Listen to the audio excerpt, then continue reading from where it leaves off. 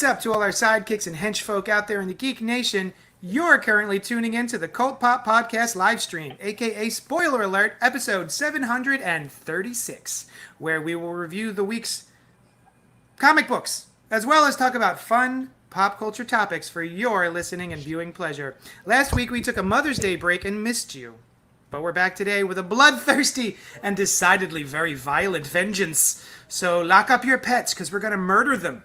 This metaphor has turned dark. How do I get out of it? Insert segue here.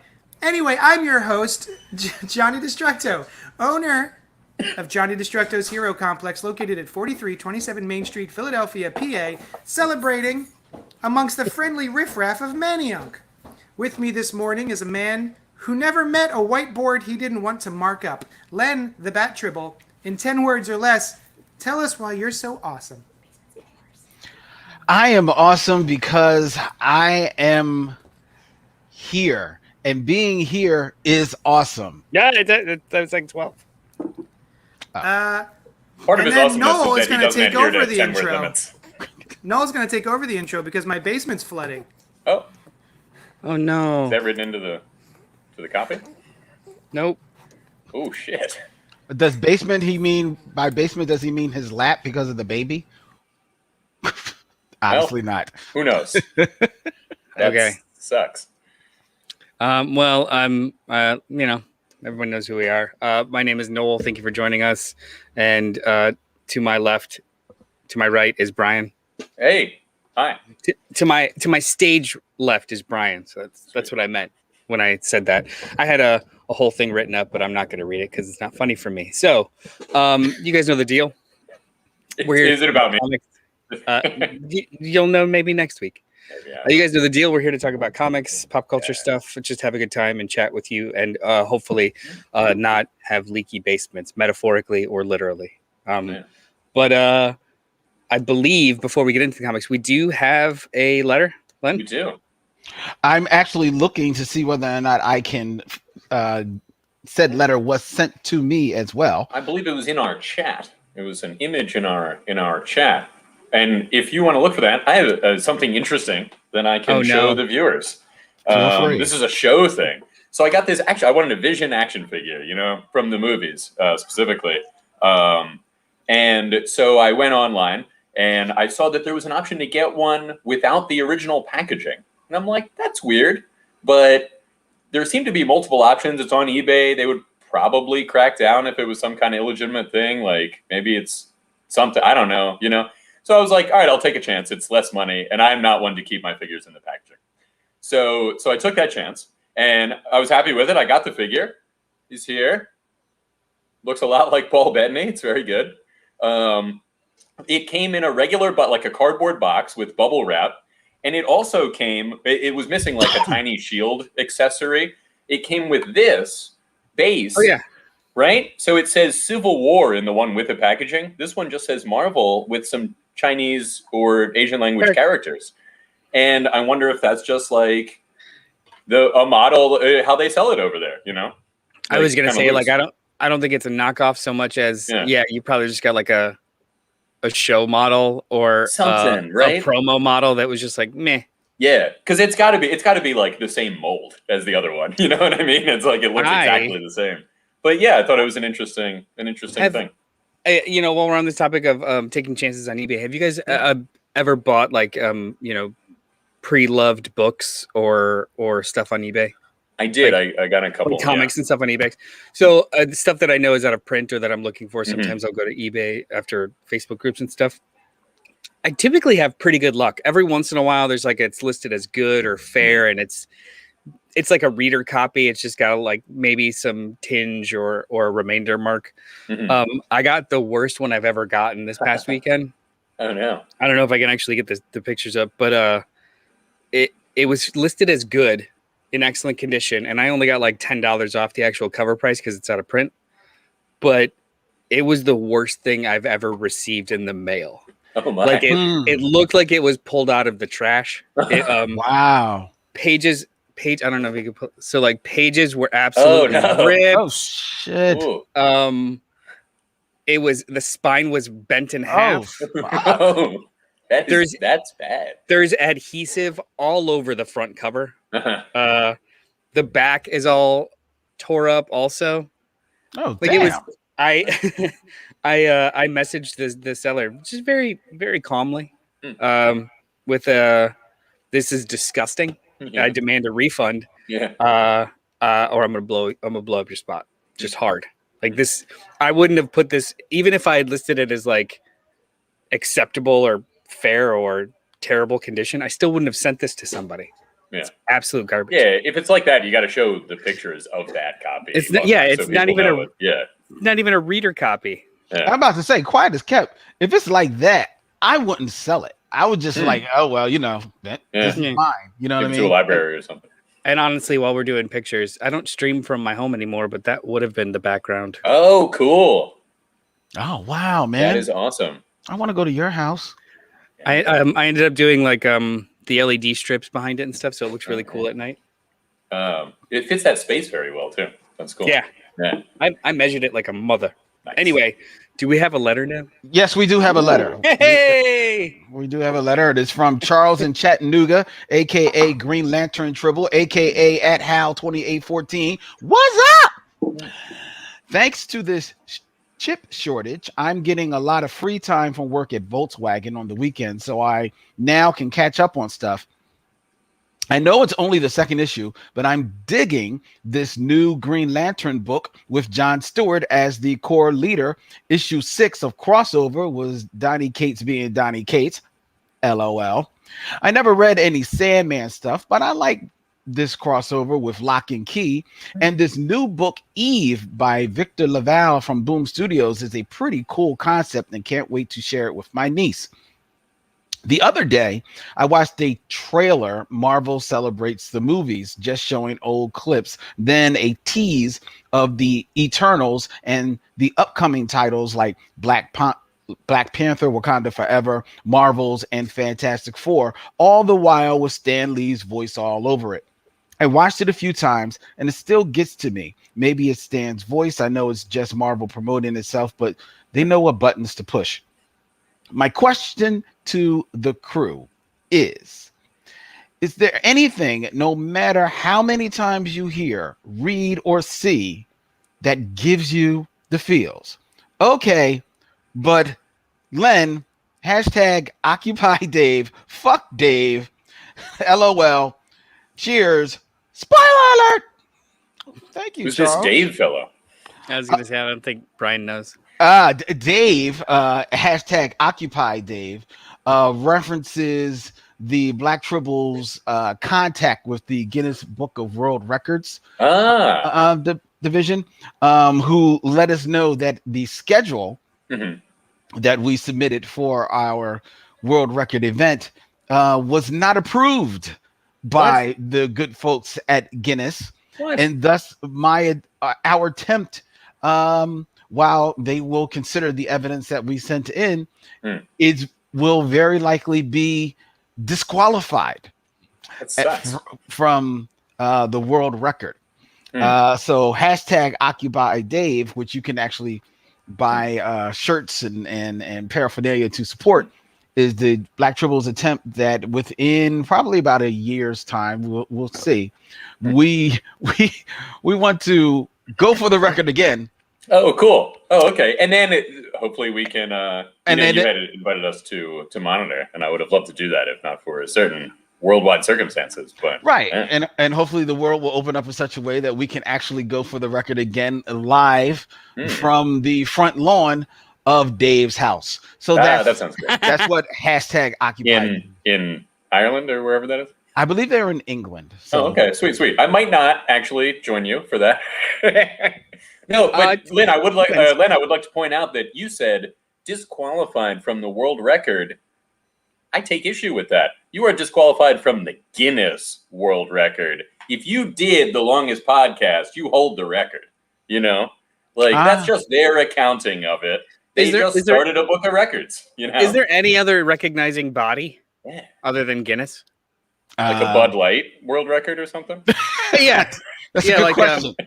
That's a good question. Like a Mike's Hard Lemonade. Yeah, yeah, that would be the book to get into. Yeah. Sponsored by Wing Bowl. Well, something like that. Yeah. Our attempt was sponsored by Advanced Gaming Supplements as well as Lunch Table, the streaming platform for Blavity.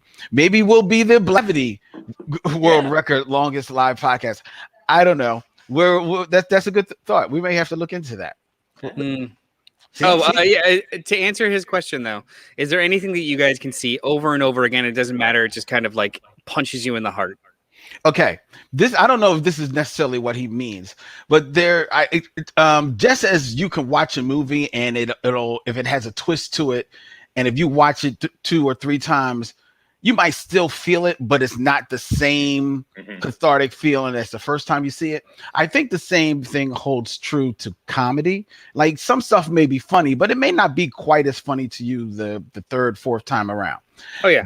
That being said, one of my favorite movies of all time is It's a Mad, Mad, Mad, Mad World. Love that movie. I watch that movie at least 3 times a year. I know it from front to back, and it's a 3-hour movie. I know almost every solitary word in that movie. And yet, as funny as I think that movie is, there is a maybe a 1.5, 2-minute scene between the great Phil Silvers and Don Knotts in that movie that I laugh like a baby every fucking time I see it. It's Phil Silvers, who used to play Sergeant Bilko. He's trying to get away, trying to make his way to find his treasure. He gets Don Knotts to pull him over. There's a helicopter finding him. Phil Silvers says, "Oh my God, they're on to me." Don Knotts, what are you talking about? All of a sudden, Phil Silvers says he's a secret agent, and laughter ensues. It's only 2 minutes. It's only 2 minutes in the 3-hour movie, but I die. Oh my God. I laugh so fucking hard every time. Every time I watch the movie, I rewind that scene at least 3 times. I love that it. 9 times a year. Yes, which means I've seen that conservatively scene 9 times a year. Yeah. I've probably seen that scene at least conservatively 900 times now. And it doesn't fucking matter. I laugh like a baby. So nice. that's it for me. What about you, Bri? Is there anything comedy or otherwise? I'll tell you, comedy. Now I haven't watched it in a while. The Simpsons is one that I could quote every line of an episode and still laugh while it's happening. You know, like, and I say that to say, like, I know it so well, and comedy is often about the unexpected, and yet even then, like, it would just still like delight me. Although I got to a point where I was like that a little bit stopped working because I knew what was about to happen and had like repeated those lines to myself or friends like so many times. But as far as emotionally, there are so many things, you know, like if it's like something that hit me once, it will probably hit me again. There are a lot of episodes of Next Generation that I will come back to, like an episode that a lot of people seem to not like. It's called The Chase. And they're trying to figure out like this archaeological mystery. And there's the main adversary, you know, like the Klingons, Cardassians, Romulans are all involved. And at the end, the Romulan commander contacts Picard, and they have like a little discussion about how they're all similar. And he says like, perhaps one day. Picard's like, one day. And I know that. You know, yeah. Oh, I love it. I love that kind of thing, and that's a scene that has always lived with me. I zoned out a little bit. What were you guys talking about? Star Trek. I don't know what that is. Well, it's good. No, I don't know the show well. I don't know the episodic shows that well to even have a frame of reference. For sure. It's way later in the show, and it's just about like a commonality that all the species have. That episode, it's cool. Like logistic or details regardless. Television shows probably have more potential to do that sometimes, especially if they're good, because you just spend more time with the television show. Exactly. Yeah. Like you get to know the characters in ways that you wouldn't in any other medium. Yeah. Robert or any other visual medium. Robert Monroe wrote, I love that movie too, Len, talking about Mad World. Try showing it to my kids and they didn't like it. I was considering trading them in for new kids. Quick story about kids. This is proof that my daughter was a keeper. I've told this story before. I'm walking home with my daughter just casually from the store, and I don't know, and she's maybe 3-4 years old, and I'm just humming, and I'm humming to myself, putting on the Ritz from Young Frankenstein, and I'm just I'm not even saying the words. I'm like, and my daughter belts out, "Put on the Ritz!" I'm like, "You're mine. You're more mine." I love the idea of like a little 3-4 year old girl doing the Frankenstein part. I think that's awesome. I'll be boring. The one that immediately came to mind is the end of Endgame. Okay. The last 25, the last half hour. And not because it's just like, it's more than just plot. We spent 10 years and 20 movies, but more so than that too. It was just like all the stuff that we grew up reading that was finally realized and in an earnest way. And it was just like, it was like levels of weird emotional connection. We went and saw, actually, were you there, Len? Like for that screening, it was like you and it probably was BJS and JD. Yep. And like the whole last act of that movie, they were like, it was just taking turns smacking each other on the arm. Like, can you fucking believe this? Like, what the no? And then there's a point, and I don't like. There's like 4 cry moments in that last act, so I don't remember which one exactly it was. But there was a point when you could hear pieces of the audience do like, like those sounds that it's like a seal that swallowed its gum, like holding crying, like. And I don't know, it was a wonderful experience, and I just always think of that. So when I watch it now, even though I know every single beat, it's like, on your left. It works. And what's funny too is I play it in my house so much, enough that my wife associates it with 2 things. When she has a large presentation at work, for like the 10 minutes beforehand, she'll actually play the Avengers theme, to amp herself up, the dun dun dun dun dun dun dun dun. Wow. Like she'll play it, which I think is hilarious. I didn't prompt that at all. I just heard it in her office one day. I'm like, what the hell are you doing?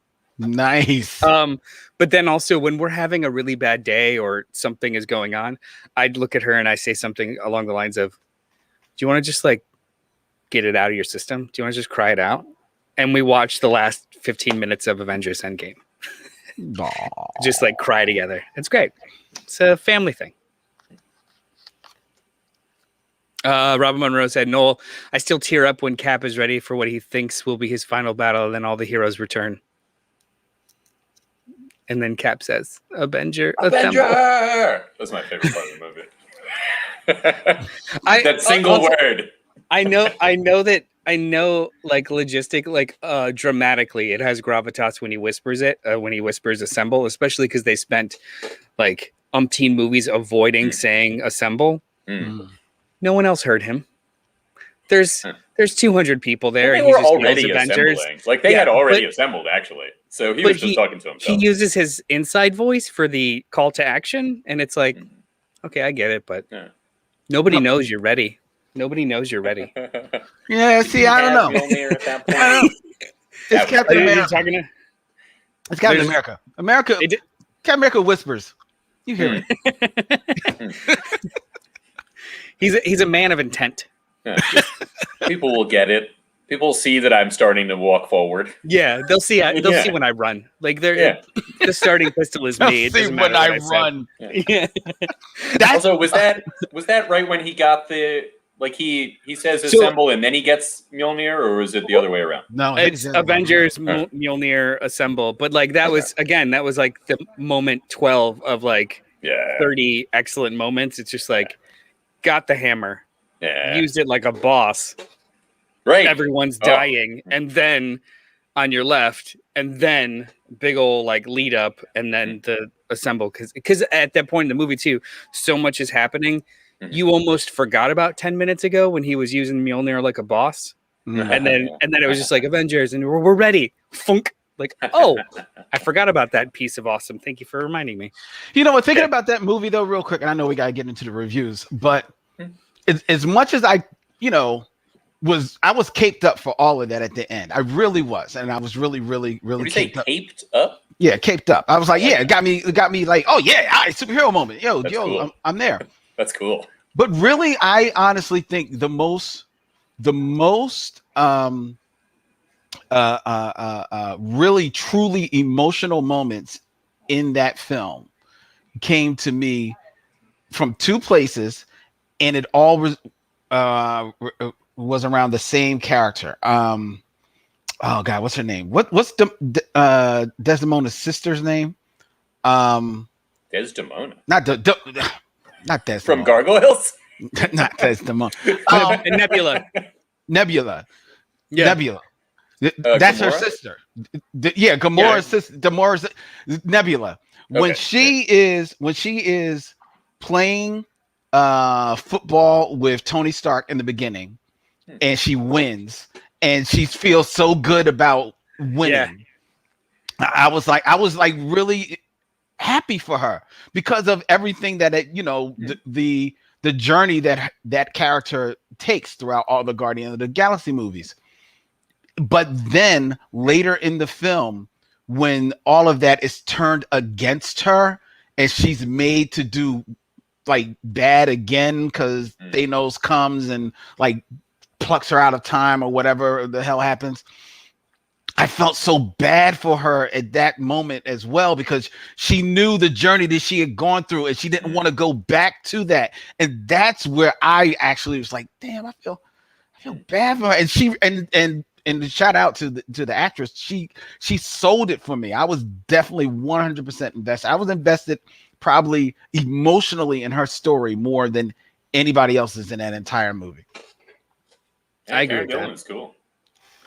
I agree with that. They're coming out with a Snap, Thanos and Iron Man action figure set. You guys see that? Where Tony's like doing this in one of the possible hands, and I'm interested. No, I didn't know that. I'm sure if you had a favorite retailer who could direct order that for you, they would. They would do that. Interesting. He does. He does. He ordered it through him and his friend in Willow Grove just yesterday. No, he didn't. You don't know. My friend A. Maison. It's A stands for Albert Maison. Albert Maison. Yes. Yeah. Hey, Maison. Okay. Let's talk about comics. We got a couple we want to talk about today. So the first one on the docket here. You know what? Let me change the banner because we're profesh. Yes. Fwamp.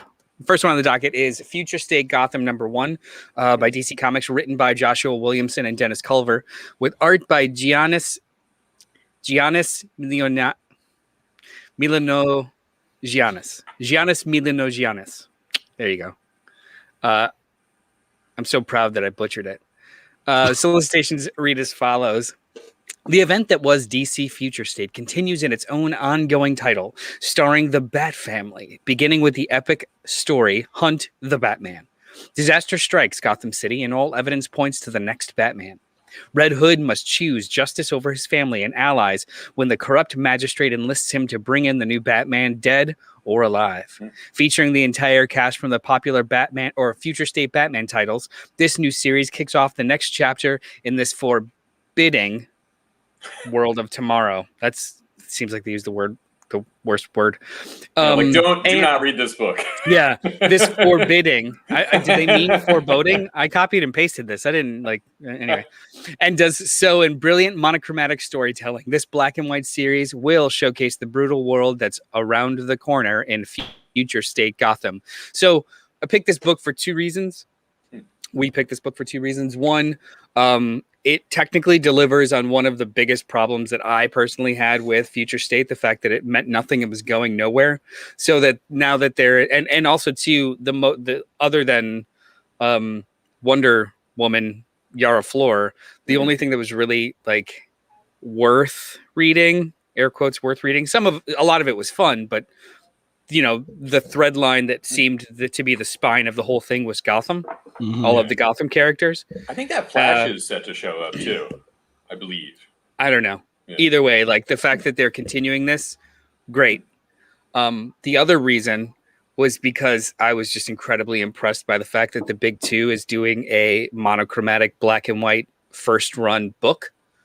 I didn't read the solicits before these got into the store. So when JD was like, look at this, it's black and white. And then you look at it closer, it's like, this isn't just black and white. This is like explicitly Akira style black and white. Like this is manga. Right. And I was just incredibly impressed that they went for the swing. I can't imagine other like larger companies being that confident. So I was like, yeah, let's talk about this. Read it. Loved it. I thought it was rad as hell. I don't know. I wonder how long it's going to be. I wonder how involved it's going to be. I wonder how big it's going to get. Because they involve a lot of the Bat Family characters, and it appears it takes place directly after those Future State Batman books that just kind of ended. So if this is like the super sequel, awesome. But I don't know. I guess I just don't want like 60 issues of ongoing adventures. Tell me like a big tale, but then like bounce. So you want it to be like a maxi series type of thing? Yeah, I would love to see a conclusion to all of this crazy stuff, which was the biggest thing that I had a problem with before. Like if this is a Elseworld or an alternate timeline, tell me a big event and then we go from there. Right. Yeah. But what did you guys think? Go ahead, B. I liked it. So I'm not a big fan of black and white comics, generally speaking. And so I was kind of like, how's this going to go? And it went well. Like I thought it moved, sometimes the black and white thing can just seem like a little less engrossing to me than the color stuff. And I thought it was an especially odd choice for this like dystopia in neon to do black and white. Right. It's true. Yeah. So, but all that being said, it still worked. I found myself like kind of moving through the story in with the usual way. I similarly am interested in this. I think more so now that it's just one book than the whole Future State Initiative that I thought was cool. I think I liked it more than the rest of you guys, but there was still like, it was a mess, and there were like elements of it that I was like, oh boy. But all of that being confined to one title and just getting a little more of this world, like that's cool. I'm into that.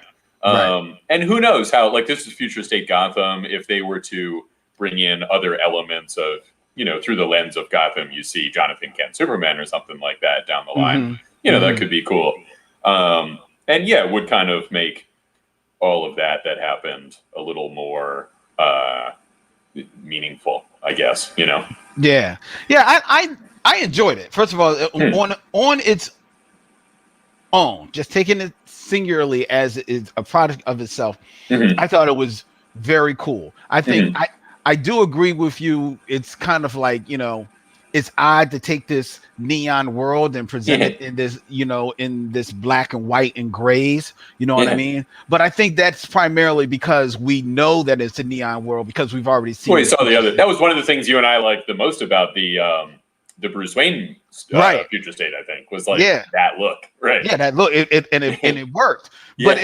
But to be fair to this book, if we hadn't seen this, this still would sell the universe to me. So, it's very future-y looking still.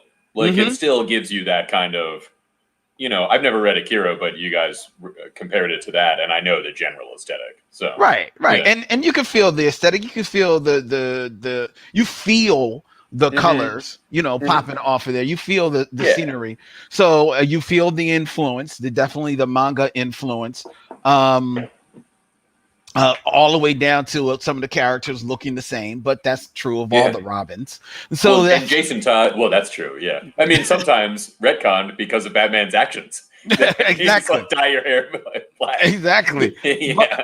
But so on a whole, I enjoyed it. The whole mystery of it, focusing on Jason Todd was interesting. Mm-hmm. The action was like ratcheted up and well defined. There's a really cool, impressive 2-page spread of like this, this bat hole that is dug into Gotham City. That is just like, I would take that 2-page spread and put it up on my wall. Yeah, and that's killer. Cool. And this is actually the page that I was looking at when you said, like, but you still get the futury, it kind of fills in, and it looks like this expansive futuristic city, Right. Yeah. I also, what I do have to say is that reading this makes me wish that DC had just bitten the bullet on what if the story is true about most of this future state stuff being things that was planned but then kind of scuttled, and they just put it out there because they had to put it out there, right? Or because they've already sunk money into it and they're they're like figuring out their next thing to do, so let's get this out there. Yeah, like reading this, it almost makes me wish that they had just bit the bullet on all of that work. Like, hey, we already paid for it. We're just going to keep it here. Just keep it in the shelf or on the shelf or whatever, and then come out with Gotham. Didn't just come out with this world of Gotham itself. Yeah. Because this is a perfect introduction into this future state universe. Much more interesting introduction to exactly. Because and if you do completely agree. And then if you do keep it, if you're smart and keep this Batman universe confined to this one book under the heading of Gotham, that gives you the template for every other future state book. Future State Metropolis, Future State Themyscira or Amazon or whatever. And this could just be this series of books that are just done in this universe. And that's because that's all really the fuck they want. They just want to make some more money. So that's even cooler than that. Wait, what if they even cooler than that? What if they handled this Gotham book like, in order for it to have legs for like me, a reader like me who doesn't necessarily want 300 issues of one storyline? Give me 12 issues of the Red Hood of it all, or the sidekick of it all. Give me another like 6 or 12. Make it an anthology series of sorts where every single arc is kind of focusing a little bit on a different character to tell you the whole master. Like the book is Future State, and there's Future State Gotham, and then the next one is Future State something else, and then. Future State Gotham could be 6 issues of Red Hood, but then Future State Gotham Arc 2 is exactly Batgirl. 6 issues of Nightwing. Gotham is one thing that is like synonymous with. I'm reminded of Star Trek again when they wanted to call the show Star Trek without calling it that. They called it Enterprise. Yeah, and that's kind of like Future State Gotham is like all Batman stuff. Yeah, and you know what remember what they did? They got wise and they retconned it to Star Trek Enterprise because they realized smarter. Right. In that case, definitely. I want the word Star Trek in there. Oh, now one thing I did think was kind of bullshit with this. They put a Mobius pinup in there that is not new and put Future State on it. Oh, which, I mean, Mobius's work really works for this kind of thing. But I don't know. I just thought it was a little weak. I didn't like. I thought that was weak too. Yeah. I mean, that picture is probably 20 years old. Like, I did think that was weak. I thought that was real weak. Yeah, like with that logo. If they just wanted to reprint a print by Mobius, I'm in. But exactly. I mean, but don't bullshit us. And right. Because our Future State design. Because trust me, who doesn't appear looking like this. I guarantee they didn't pay him again. Yeah, most likely not. So I did notice that. And I think there's a colored version of this too.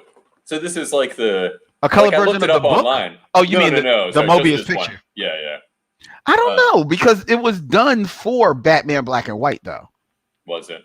See, I saw there are color versions of it, but that could have been somebody added. Yeah, I think that may have been somebody adding color to it. Yeah, because it was done for the anthology Black and White. Oh, okay, cool. So yeah, we're ready to move on, Noel. Sorry, I was I know you were like a little kid. Yeah, I know. There's a baby here. There's a friend. There's conversations. It's like I know. It's like a show. Things. It's like a show. Yeah. Anyway, so the next book we're going to talk about is Heroes Reborn #2 by Marvel Comics, written by Jason Aaron with art by Dale Keown and Ed McGuinness. This is issue 2 of the big event that's happening at Marvel right now. Solicitations are as follows. Make way for the adventures of Marvel's mightiest megastar, the all-powerful Hyperion. When America's solar-powered Super Sentinel of Liberty looks to return his arch-enemy Victor Von Doom to the other dimensional prison of the Negative Zone, mighty Hyperion must deal with the breakout of his most powerful enemies, such as Ultron, General Annihilus, and the Immortal Hulk, plus a special backup tale starring Blade, Earth's last living vampire. So, did you guys have a chance to read both issues? I did. Issue 1 and 2, because we weren't live last week, so I did. This is a weekly event, so it'll be a nice, snappy 7 or 8 issues. Yeah, I like it a lot too. And the way that they were able to do that is by having a different artist every single issue with backup and bridging stories by Ed McGuinness. So you've got like the master, or like the master plot line by Ed McGuinness, and then each issue kind of, I guess, is going to focus on a member of the Squadron Supreme and kind of tell a little bit of the story through, how they spent their day, which actually might be cool. It might overstay its welcome, but as of right now, it's pretty cool. Well, how many members are there? There's only like 4 or 5, right? And there's 7 issues of this. So I guess we'll get a couple that are maybe like after those individual spotlights. Either way, it was pretty interesting, and then also too, it mileage varies depending on which artist is handling whichever issue. But overall, I was more impressed by this than I thought I would be. And I'm a sucker. I'm just kind of in the bag for Marvel events right now. Like the last 3, I've very much enjoyed. Empire, we all kind of dug. Yeah. I liked King in Black. I think you guys just were indifferent, but didn't hate it. We didn't have as much background with it. Like you'd been reading all the other stuff. Yeah. So this is just another kind of, and I'm loving the Avengers run. So this is just essentially like a new Avengers arc, which is actually, it technically is because Avengers is on hold during this whole story arc. But I dug this. Dale Keown's art was cool. I liked that it was like a day in the life without completely separating from the story. So like this plot beat actually happened in the first issue, and then they just like went off and explored it. I thought it was kind of cool. They took all of the super obvious comparisons to Superman and then just kind of kept riffing on them. Like not powered Peter Parker, it's just Jimmy Olsen, but because Hyperion's I guess we could just say it. He's kind of like a rugged individual or a rugged individualismist. Yeah, he's also kind of like the bad way to view Superman's characterization. Yeah, he's like kind of a jerk sometimes. And this entire team is explicitly America first. Yeah. There's a shitty. They're just shitty. They're shitty people put in very familiar tropes, and it's just kind of fun to watch as like an experiment. So I enjoyed it. What did you guys think, Brian? I liked it too. I love this kind of thing where they're like, what if the whole universe was different and things were, mishmashed up and what have you. So I dig that. Some of the things that Hyperion, like that we were just talking about, I really don't like. So I'm like, oh, you Hyperion. So it works that they're making you dislike the villain? Yeah. It's like, this is like, just the kind of thing that just like write somebody like this and I won't like it. So yeah. What was going on? Also the Mr. Mxyzptlk-ification of the Beyonder was cool. Yeah. There's one thing that he's like with the Hulk, he's like, I've coddled you for too long. and this is it, right? But in the first issue, they say his first appearance, they banished him to the negative zone, and nobody's ever heard or seen from him again. So, that's because which one is it? That's because the inciting incident from issue 1 was that they all escaped the negative zone. Oh no! But I mean, just his reaction, where he's like, "I've coddled you for too long. It was like that one time. I banished you to the negative zone, and now I'm going to murder you." And the Bizarro writing on the Hulk is, sometimes Bizarro can be handled in different ways, and it's easier or harder to understand or what have you. This was a little on the this is the harder side, but yeah, it was fun. One more just sort of fun nitpick in a book that I did enjoy. I wonder why the Avengers not forming caused Steve Rogers to grow a beard when he was in the ice. Rather than not. Yeah, right. Right. I was gonna answer that question, but then I was ready to answer. Did you ever do that? You're ready to answer the question before you finish the question. Oh, and then so it becomes something else. You're just talking about the beard. Wait, what was the question that you were ready to answer? How this all precipitated just the removal of one person, essentially. But I mean, there are some things that it seems like wouldn't be different. I don't know that it was. It was just like something that caused the Avengers not to form. So it could have been actually the removal of Banner. That well, it wasn't the removal of anyone. It was the insertion of the Squadron Supreme before a need arose. It was essentially. Think of it as it's the same thing as One More Day, but with an entire team. So instead of just having like that one event of Mary Jane and Peter not being married, but everything still happened, it was just, let's take the Squadron Supreme and let's put them before the Avengers. And now like the Sentry, actually. When you remember the original introduction of the Sentry where they pretended like he had been and then they ended, but that was all like Reed Richards stuff of making everyone forget blah blah blah. I want to see I was reading this, I was like, I want to see a team up with like Hyperion, Sentry, Gladiator, maybe bring in Supreme and Samaritan, like just all the Superman analogs, which was interesting to see in the other book. Hyperion and Gladiator, both Superman analogs. I do kind of want to talk about that really because that was like an extra reading if you had a chance. But before we do, Len, what did you think of this book? It was cool. I'm sorry. So you loved it. I've never really fully been in the bag for the Squadron Supreme since I was a kid. When I was a kid, it was kind of cool to see them because, like they were the Justice League analogs in Marvel, and they were having fun with it. And when they were first created, I can't remember what the team was called, but over in DC, they were fighting an Avengers analog over there. So it was kind of like they were friends, thing. Like the two writers. Yeah, I think it was Roy Thomas and Lynn Wein. But anyway, but other than that, I've really not been in a bag. Like, and every time I see the Squadron Supreme, I can't always but remember when one time I think Kurt Busiek and George Perez did a story with them, and Hawkeye just says like, you guys get like your brain taken over like about 12 times like by now, you know what I mean? So it's like every time I see him, it's like, oh, who's controlling them now? Like, so Supreme vibes from there, right? And then this story, which outside some cool art, because I will say that Ed McGuinness is like Jim Lee to me. I'll never say the man can't draw, but I just something about his storytelling just doesn't rock with me. But and I know we're reviewing issue 2 here, but in issue 1, he draws a very, very Batman-ish Nighthawk.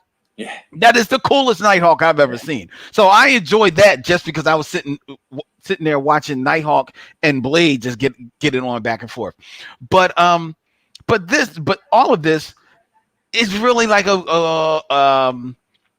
it is, it's a reworking of Heroes Reborn. So it's a repurposing of that whole title and initiative. Title though, really. Right. Reborn was just like no. I understand. So they're taking that title, they're repurposing it. They're basically like Noel said, doing this huge one more day type of deal and giving you all these little fun what ifs that are happening in this book.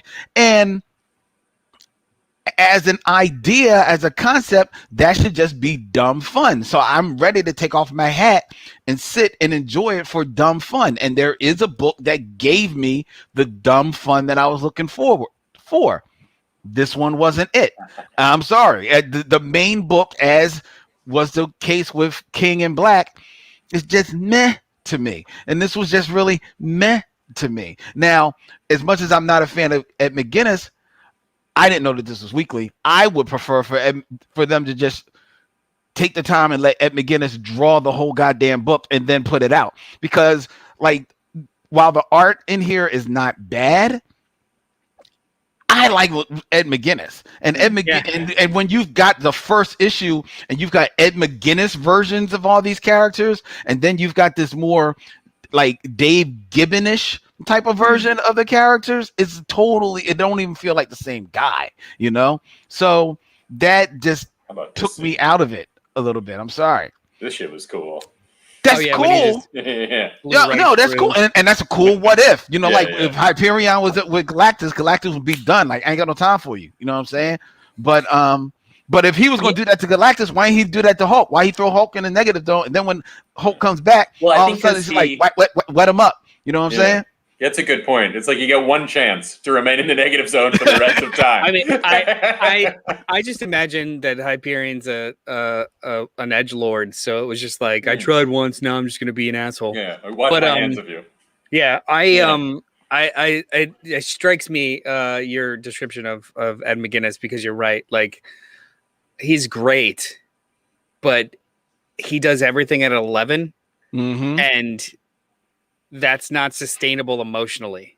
Right. Like, I can only handle it so much, but then it's just like, I need a break from that level of loud. I just do. Like, that's muscles on muscles, and I don't always want muscles on muscles. You know? Yeah. There's a scene in here in the backstory where Hyperion, doesn't know that he's shaking hands with Captain America, and it's right out of Predator with Arnold Schwarzenegger. Yeah. You know what? I should have found that GIF and just had it ready. Yo, that was a little confusing. But instead, I wasted time on this. Also good. It's a good movie. That was a little confusing to me. I could not figure out. I mean, I did, but it took me a second. Like, okay, the story ends, and then there's this other story that involves the same characters and events of the main story. Like that, and I guess the reason was to have Ed McGuinness do all of those, but I didn't really think of that until we're talking about it now. So the way that this event is structured is, like I said, it's a little interesting. So the first big issue is all Ed McGuinness. Every single issue after that has a backup story by Ed McGuinness that propels the main plot. Right. But the body of each issue is going to be kind of like a solo piece that just kind of like does background. And then the final oversized issue is all Ed McGuinness. So it's like think of it as like a 4 issues worth of Ed McGuinness main plot, and then about 4 issues worth of side character stuff. It's interesting, kind of having the main story be the backbone, backups of it. Yeah, it's an interesting structure. Yeah. There was one other nod. That's because they're printing the pages as Ed McGuinness gets it to them. That's probably. Why. Yeah. You're like, how long's our backup this week? Ed? Also, it's really going to end on kind of a midpoint. This is the dumbest thing is that the final issue is actually titled Heroes Return #1. Yeah. So that's stupid. But then also, I almost appreciate it because at the back of the issue, if you look at the checklist for this, it's only like, if you did decide to read all the side issues and stuff, it's only like 20 or 21 or something. That's one thing I really like about this. Events, all of those are just one, right? All of those side issues are just one issue. That's great. Events nowadays, it's just like 40 issues worth of stuff and 20, twice as much or double as much. Even the Star Wars one, we weren't on last week, so the War of the Bounty Hunters, that's 34 chapters. And JD tells me the thing that came out last week is the prelude. Oh yeah, to the War of the Bounty Hunters and is like not just the single issue prelude, but that is the first issue of the prelude.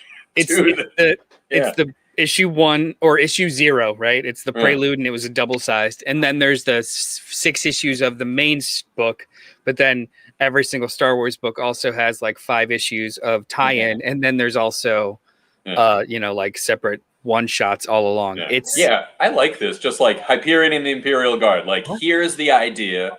It's just fun because we're showing you the idea. We don't need like a whole story. Just like.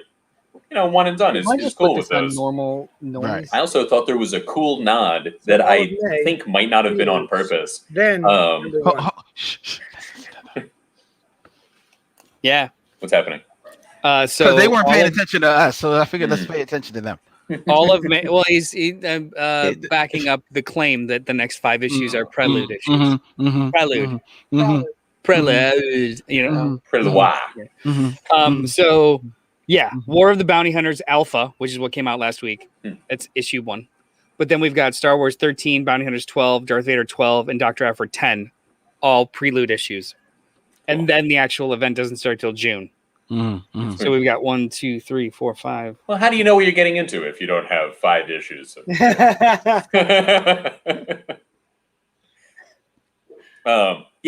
I noticed in issue 1, 5. It's the onrushing prelude. 30 coming at 35 chapters of War of the Bounty Hunters, which is a book about, hey, let's keep Han Solo frozen. Oh. And so this is like I'm gonna read it. Whole thing that happens in the middle of other established stories. Yeah. Oh, cool. All right. Yeah. Oh, okay. So, did you guys get a chance to read Hyperion and the Imperial Guard? I did get a chance to read that. So I did the extra reading, and then I was like, hey, my two friends and co-hosts that love and have history with Legion, maybe they'll get a kick out of this weird one-shot story. Oh wait, before we move on, I did this nod that I don't even know was on purpose.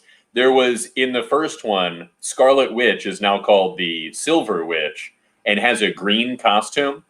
And in the backup material, or I think during the story, it says that she absorbed Quicksilver's powers. Right. And so now she's got like kind of his suit. But I thought it was a nod to the very early appearances of Scarlet Witch on the covers. She is in a green costume, the Scarlet Witch. And because they just thought that the color composition looked better for on the newsstands. And in those days, it was just like, here's this ink thing, color it, so it looks good. So, I don't know if it's intentional or not, but I before I moved and I got to pick it back up, I was reading the James Robinson Scarlet Witch series from a couple years ago. It was only like 13 or 14 issues. But they introduced a new arch villain for her, who is the Emerald Warlock. Oh, interesting. Oh, Jesus. Which it's a That's on him. The name is terrible, but they spent a whole 2 issues introducing this guy and his like blood feud that in England or in Ireland for generations and centuries, and she just kind of like gets in his way. It was good. I'm really laughing as hard as I am because I sincerely thought I said that to myself. I sincerely in my head. I'm sorry, what was that?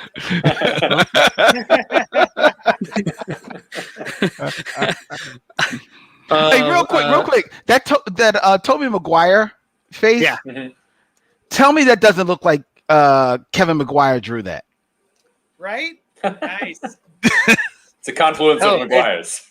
It's Maguire by Maguire. Hyperion and the Imperial Guard. That book, which felt like almost like again them, redoing events. It felt like them, shoehorning an amalgamation of comics into this Heroes Reborn initiative with they're doing like their little spin on the Legion of Superheroes, was actually kind of cool because for two reasons. One, it was a standalone issue. Two, they did something with the Imperial Guard because nobody's doing shit with them. And they did something different with them. Three, they did something different with Hyperion by showing him as being youthful. And because of that, it gives you maybe a window into why he becomes the dick that he is. Because I actually did feel for him and for the loss that he suffers at the end of that issue. And you know it's coming the whole time. Exactly. Because of what was in Heroes Reborn too.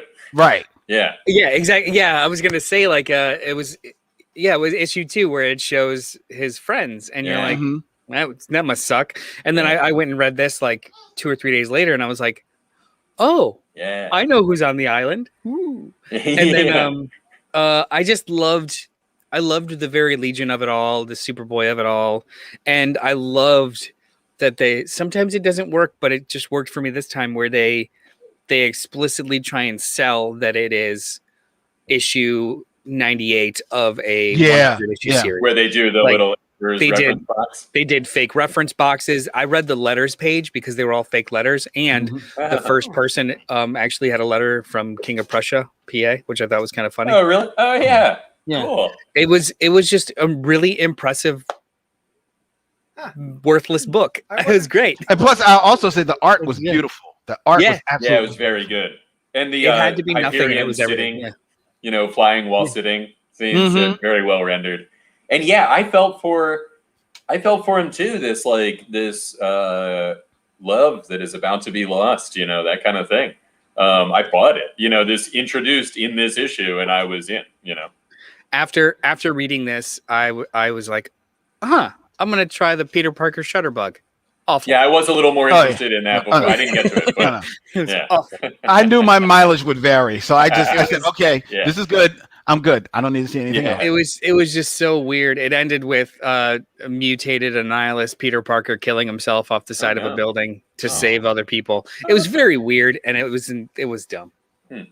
Yeah, it was amazing. Like in 1 week, you had two prime examples of perfect in and out. Yeah, nailed it. And then what is happening? Yeah, this shouldn't have happened. And that's also real quick, the backstory in Hyperion and the Imperial Guard, the Starjammer story. Oh yeah, I like that too. I wasn't even planning on reading it, and I was like, I'll just read the beginning. And then I'm like, oh, what's happening here? And that was cool. It's cool to see Scott Summers like in a situation where the thing that happened didn't happen, so he doesn't need the visor. And also Johnny Storm as a Nova Corps member, and it's cool.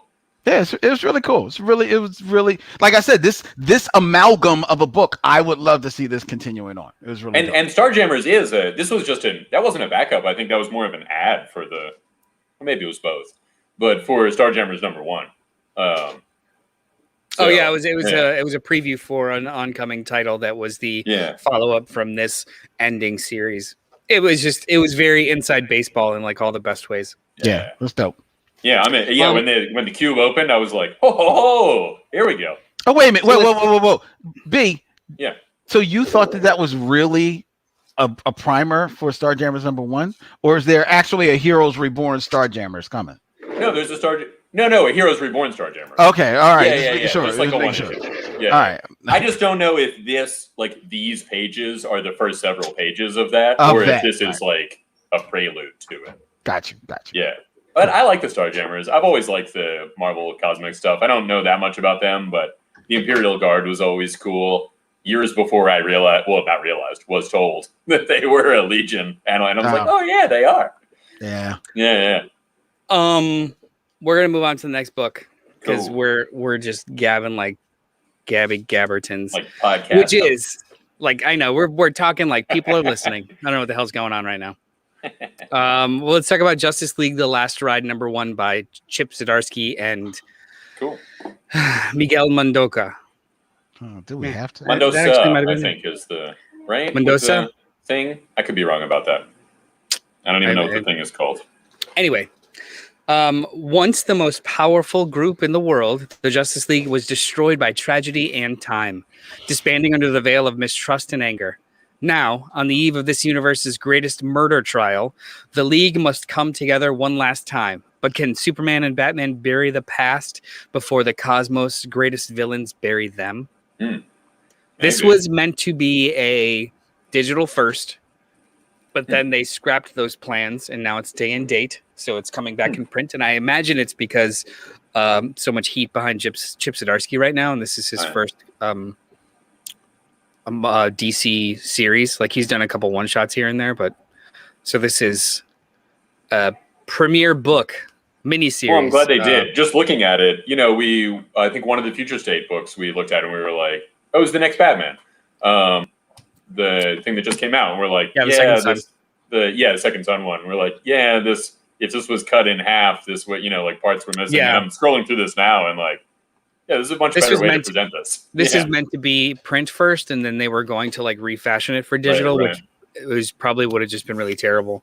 Yeah. But what did I think of the book? I have a feeling I know what Len thought. But do we have to? Yeah. But I thought it was fine. It was not darkening the characters, but it's the book starts with them all in a very shitty place. Mm-hmm. So something occurred. John Jones is dead. Batman apparently sent him or made the call because Superman wouldn't make the call or didn't make the call. So it's a very classic kind of loggerheads with them as leaders, which is, you know, that comes from some place that was pre-established. So it's not like it's out of the blue. And I'm supposed to believe, or I'm led to believe, that the Justice League itself has been in complete disarray and or just not together since this. I don't know how long ago it was. It's been a while, it seems like long enough for kind of a new thing to be established. Like a new way. Yeah. But the general conceit of them trying to make Earth the new Oa, or the new, or the moon the new Oa, is interesting. And then the Justice League or the Heroes of Earth just have to kind of pull off this one last little job. Yeah. Just prove you're not idiots once, and then I can make a case to the United Planets that, you know, you'll be protected by the Green Lantern Corps forever. And then you could go be assholes in your corners. It was fine.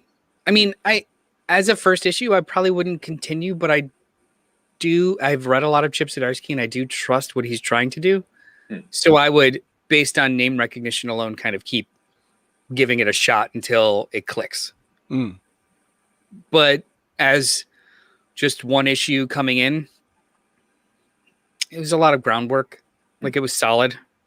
It didn't blow me away. It ended faster than I thought it would, and I mean that in a good way. Like, I was at least interested to kind of keep falling forward with the story, and then it just kind of ended. I was like, oh, okay. Like, it was just well done, but I don't know if I liked it. What did you guys think? B. I liked it. I thought it was well done. It was very, like, capably done. Like, the art is very capably done. They all of the characters look good, and the like Batman coming out of the teleporter is a cool scene. You know, just like a well composed scene. And it also kind of mirrors, in the previous page, you've got Superman flying in, and then Batman coming out on the opposite side of that page, which is interesting. I didn't notice that until now. You're right. Like, I don't feel like it darkens the characters. You guys know my feeling about that kind of thing. It puts these characters in a very tough spot, you know, and also they, you know, Batman and Superman are angry with each other, but they also still come together, you know, which I thought was cool, you know, by the end of the issue. And yeah, it's just like kind of an interesting examination where I am mostly tired of examining what happens if some terrible thing, you know, happens. It's not like I've never been interested in that. But also Green Lantern's borderline Kingdom Come look is pretty sweet. Yeah. So, and I'm interested in that too. We want the moon to be the new Oa. I'm also kind of wondering if John is dead because they're about to go back to the place where he died. So we'll see what happens. But yeah, it's cool. I just thought it was a well-handled, like, what if something happened to break the Justice League apart kind of story, and all the characters seem to act like they might, like Barry is still, or whoever that is, I think it's Barry, is still like friendly with everybody. Diana still respects both Superman and Batman, but they don't agree. That kind of deal. What do you think, Glenn? There are moments in this book where the art is maybe just a little wonky. Some of the perspective is a little off. Mm-hmm. It's not a lot of moments, but just a couple of moments where it for a split second took me out of the story. Uh-huh.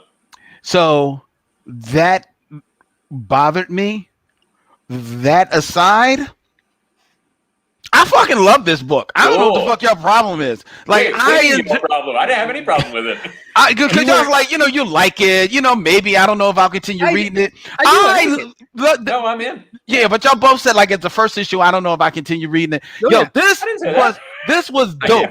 I enjoyed it. I enjoyed the whole idea because it explains it doesn't darken the characters. It actually more humanizes them, and they're reacting to each other for the first time as humans. There's a great scene on the Watchtower when Wonder Woman is sitting there waiting for everybody to show up. And she's sitting in her chair and she's got her sword by her side. And it literally looks like she was the first one there. Yeah. She's always the first one there. And then she's got to wait for everybody. She even gets there before Barry, Wally, whoever the fuck. And is sitting there like waiting. 15 minutes and maybe already. She was on monitoring duty. I don't know. But she's sitting there. She's got a sword. She's ready to are we fighting or not? What's going on? I got shit I could be doing. And I just love the body language of that. I love everybody, even Superman, finally getting in Batman's grill and being like, yo, dog, why can't you just once in a while just shut the fuck up and just do what we need? You're going to do it anyway, so just do it. You know what I'm saying? I also like the conflict between the two of them because it always weirded out to me how everyone sees Superman as the leader of the Justice League, but Batman's the one that's always telling them what the fuck to do. So like leader. Right. Yeah, they even speak to that a little bit. Like, no, this is, you ain't gonna come in here and just all of a sudden start running shit. You know what I mean? Mm-hmm. I love that shit. I love the whole idea of, resetting Oa on the moon. Why? Cool. Well, they might as well. There's 12 fucking Green Lanterns in this section already, so we might as well. Like, why does every other sector get one fucking Green Lantern, but this sector get like fucking 12? Yes, we might as well put a whole headquarters here. You know what I'm saying? But it's been based there before, right? Back in like in the 80s, it was like Kilowog and Arisia where they probably had. I mean, I totally forgot about it, but yeah. Everything's been done before, so you know that it's probably been done before. My favorite piece of this entire issue was when the two best friends. There's clearly a problem, but as soon as they start talking to each other and not just at each other. They go immediately for the gut or for the throat. Like they go immediately for the kill shots, which only people that are that familiar with each other can do. Right. And I loved seeing Batman and Superman do that. Like Batman, I think, started it with if you could even make a decision. Yeah, exactly. Yeah, exactly. Like it's just the efficiency with the script is. I mean, it's Chip Zdarsky. This was dope. Incredibly capable, right? This was dope. I loved every aspect of it. I even like the mundanity of them having to watch Lobo. First of all, they're the Justice League, and y'all the Justice League. God bless. But yes, y'all still got to prove yourself because as far as the Green Lanterns go, y'all just a whole bunch of motherfuckers running around in shorts. So who are the Green Lanterns? Fuck them. But I like that they still feel like, no, you got to prove yourself. You got to show and prove to us. You know what I mean? Because Earth has been fucked up a couple of times. Y'all done reset the world like 9,000 times. No, y'all got to prove if I'm going to put my house here, make sure that y'all can handle shit. Well, I think watch this Lobo bull. To the United Planets too, which I think is cool because that's what's happening in current DC continuity. Right. Which I think is cool because that's been something that will happen in DC continuity since like the 60s or whenever the Legion showed up. So I think it's kind of cool to see like, hey, they're all these planets are familiar with each other. Like, what if the UP was starting now? Right. And then for this like potential future to take that into account, I think is pretty cool. I also like the Superman moments with Lois in the beginning. Yes. I thought they were very cool. I thought they were very cool as well. Yeah, I know. That was done. That reminded me of those scenes with Lois. Reminded me of my favorite parts of Bendis's run, where he actually took time on how the marriage works and her autonomy versus his, and how she helps him and how he helps her, kind of shit. Which was he's nicely got a red carried and over blue here. robe, which I think is pretty cool that he has at the fortress. Oh yeah, that's well. I mean, Superman shit. Yeah. Kellex is very, very into matching. He's very aesthetically oriented robot. Yeah. Well, I mean, he has feng shui programming as well, so everything is. The Kryptonians were also aware. Yeah, for sure. I mean, energy is a thing. Yeah, I mean, if it's the real deal, the Kryptonians would know. I like that. I also like the Superman Batman dichotomy of power here that we get. That Batman is perfectly capable of handling Mr. Freeze, but Superman comes in and is just like, done. Let's chat. And he's like, I was handling it. I like how Superman is like, I know. This is something that they've dealt with before. It's like, I'm not challenging your skills, but I can just take care of it right away. I want to talk to you. Right. You know what I'm saying? Right. It's like, yeah. Like, this is not a problem for me. Oh, and the smacking the penny. I was like, ooh, he hit the penny. No, but I loved every moment of that. It was the one moment of Superman still being Superman. But you've been wanting him to do, because I love Batman, but Batman's a dick. Right. And who's gonna be able to get Superman this angry this fast? Right. And who would Superman feel that he could smack the trophy of without? I think Superman keeps a real tight lid on himself, and with Batman, he's like, I can get angry at Batman and show it a little bit, and it's okay. It's not somebody that I need to worry about showing that to. Because it's my best friend. Yeah, exactly. Right. He knows me. He knows, like, I don't want to freak anybody else out, but this will be a fun book to watch. It's 8 issues.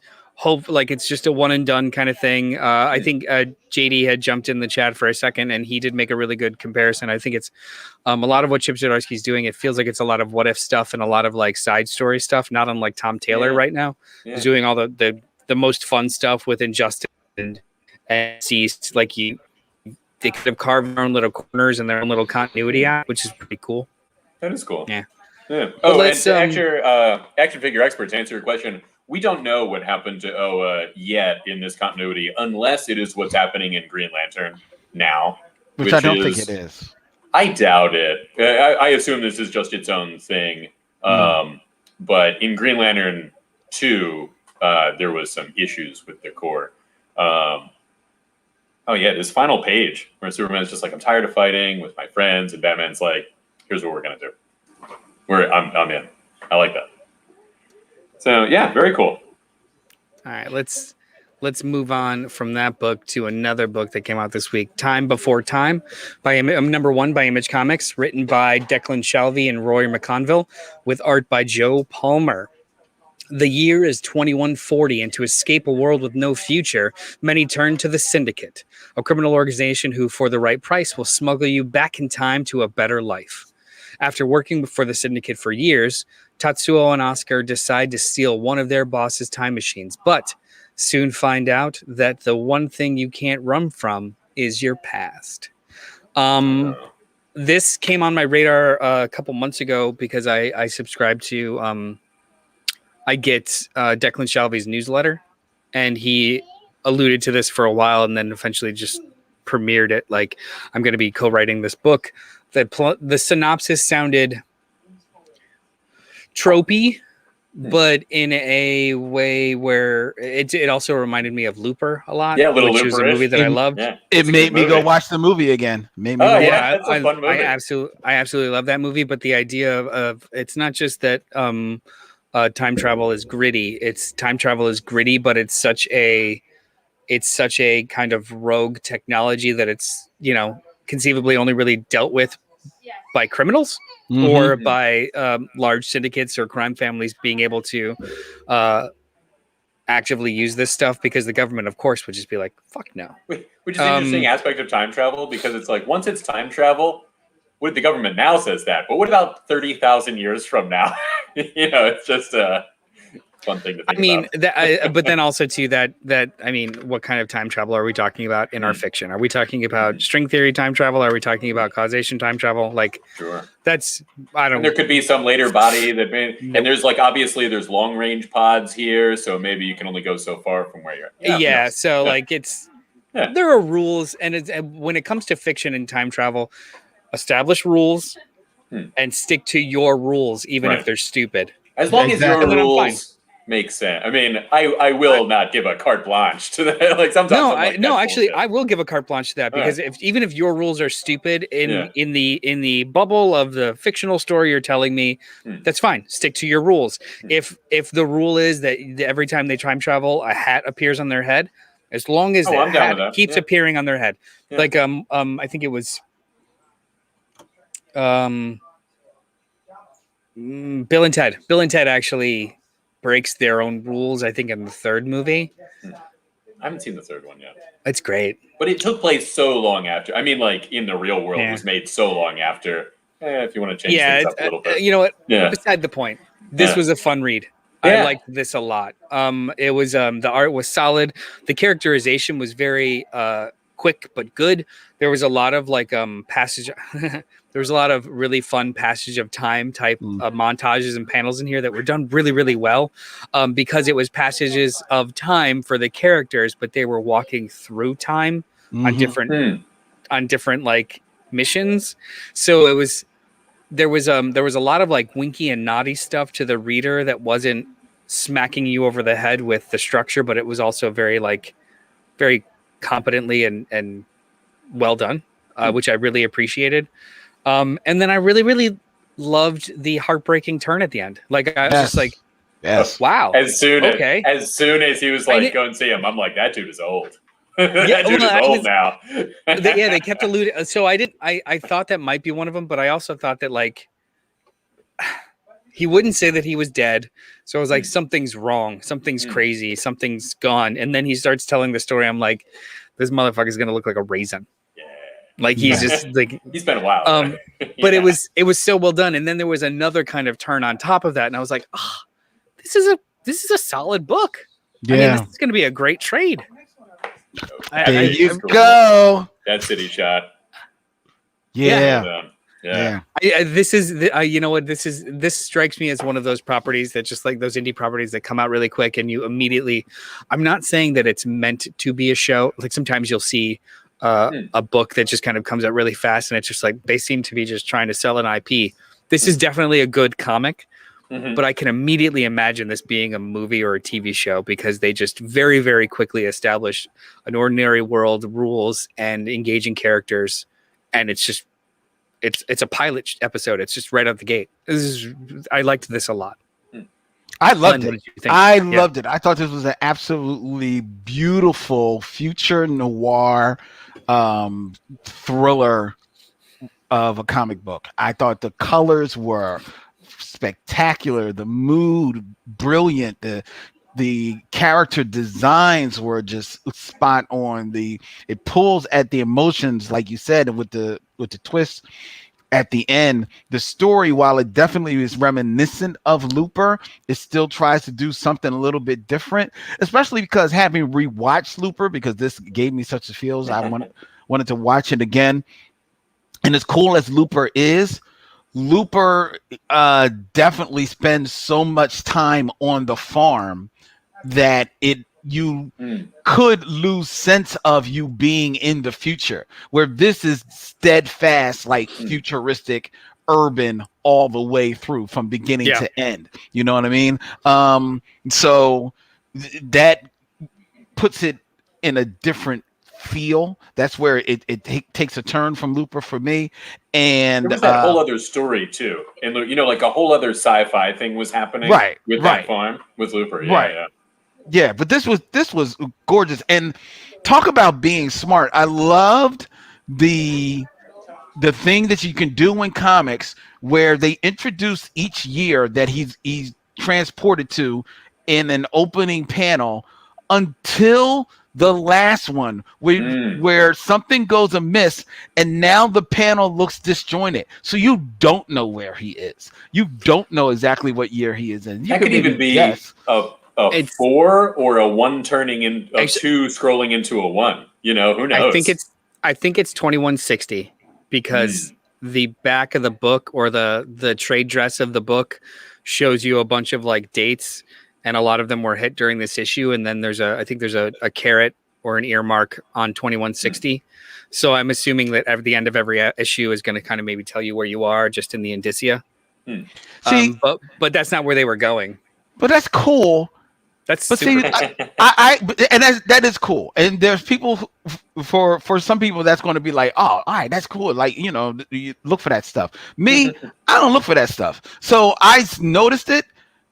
And as much as I love you, Noel, I didn't need to know that. I didn't care. You know what I mean? Like I wouldn't have wanted to know things for you. That's I do it for y'all every in life. I do it for y'all every Sunday, so it's the least that I can do. Return the favor. Yeah, exactly. But this was just a beautiful comic book. And yes, this is another one that I will not be reading any more future issues of here on the show because I will be waiting for this in trade. And yes, JD, if you he's not listening anymore. Oh, good. Then I assume he'll go back and watch the because I probably will order this one from a Hey JD, Len is not going to read the rest of this time. Len. You didn't have to put that on video. So good. Because I know, but because he wants to wait for trade. I'll put him down for the trade paperback. Thanks, Len. Hal2814, because that's how I say it, not 2814. Hal2814 says, "Morning, folks. What I miss." He laughs out loud. I'll tell you what you missed, Hal2814. We read your letter, and you missed it. You go back. Yeah, check it out. Read his letter about what you thought. Oh, there you go, Len. It's good. Oh, don't knock over everything. You know what? I'm glad that I hope. Did I ask him to order that for me? Because if he did, I gotta buy it. But no, because actually, what I learned that the first trade was actually issues 1 through 6, and then there's another trade that's 7 through 12. I was like, I kind of want the whole 1 through 12 deal because I got a funny feeling that's really the full story. It is. I don't know if they're gonna collect that. The book didn't do as well as we all hoped it would. Right, which is why I thought the first trade you have is what is it like Millennium 1 and 2. And then he just keeps rolling the stroller over my back. Is there Millennial that 1 and 2 done right? Yeah. Well, I mean, he's taking some of the stuff and like kind of carrying it over into Justice League, but I love that book. And honestly, the only thing series. I would love that Ryan Sook art in a oversized hardcover, like the 14 issues, with the 2 lead-ins. But I doubt it's going to happen. Wait a minute. Did I seriously ask him to order that? I don't know. You want to ask him? I have. I don't want to ask him on the show because I honestly think especially since it was only 14 books, I think eventually they are going to put it out as one. I mean, I don't. But not if it didn't sell that well. Yeah, if it didn't sell that well, they won't. But if that happens, I'll buy your trades from you because I only have it in issues. All right. Well, yeah. I'll buy Make sure you crinkle them up. Oh, I mean, because I only like books that look like they went through the trash compactor. Oh, I've got a garbage disposal. Perfect.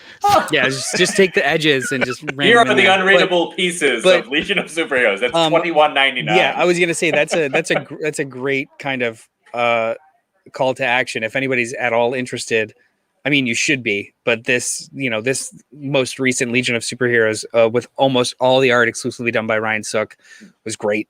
And 12 issues, of 2 lead-ins. Very unknown artists, I believe you pointed out when we were reading it. Yeah, the issue like 9 and 10 were jam issues. It was the trial, so like a lot of different characters' perspectives, but then it was drawn by a different artist. So it was like classic Brian Michael Bendis jam issues where he literally just goes through his Rolodex and gets all of his art friends to just do like a page or two. Need a leg up too. That's cool. Yeah, it was. Yeah, the series is wonderful. It's just so super good. I think everyone should give it a shot. Robert Monroe Jr. We did not. So last week we took the week off. We had some Mother's Day stuff. So we didn't read any of the books. I didn't read it personally. I'm not even really familiar with what it's about. Although I think the cover art looked pretty cool.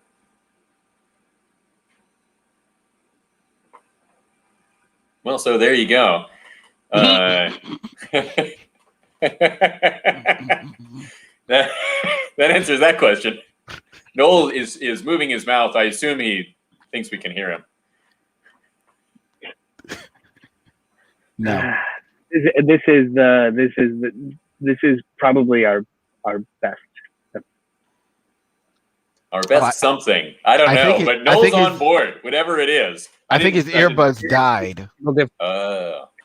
No, it's technical difficulty after technical difficulty. Like this actual mic with good sound became unplugged under the desk, and then my headphones took over to make it a tinny sound. So it was just a whole, it was a whole thing. But so what we're gonna do is I'm gonna read the solicitation for the next book.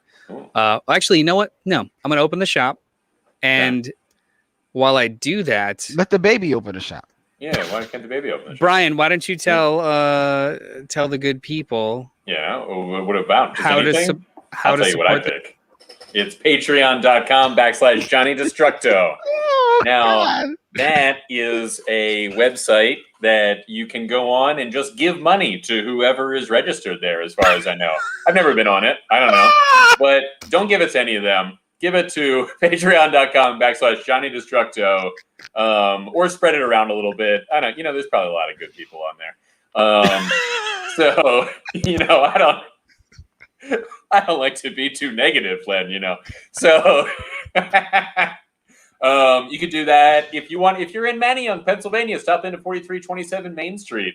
If you don't want to give out any money, just subscribe, tell people about it in person at, whatever stores you're in.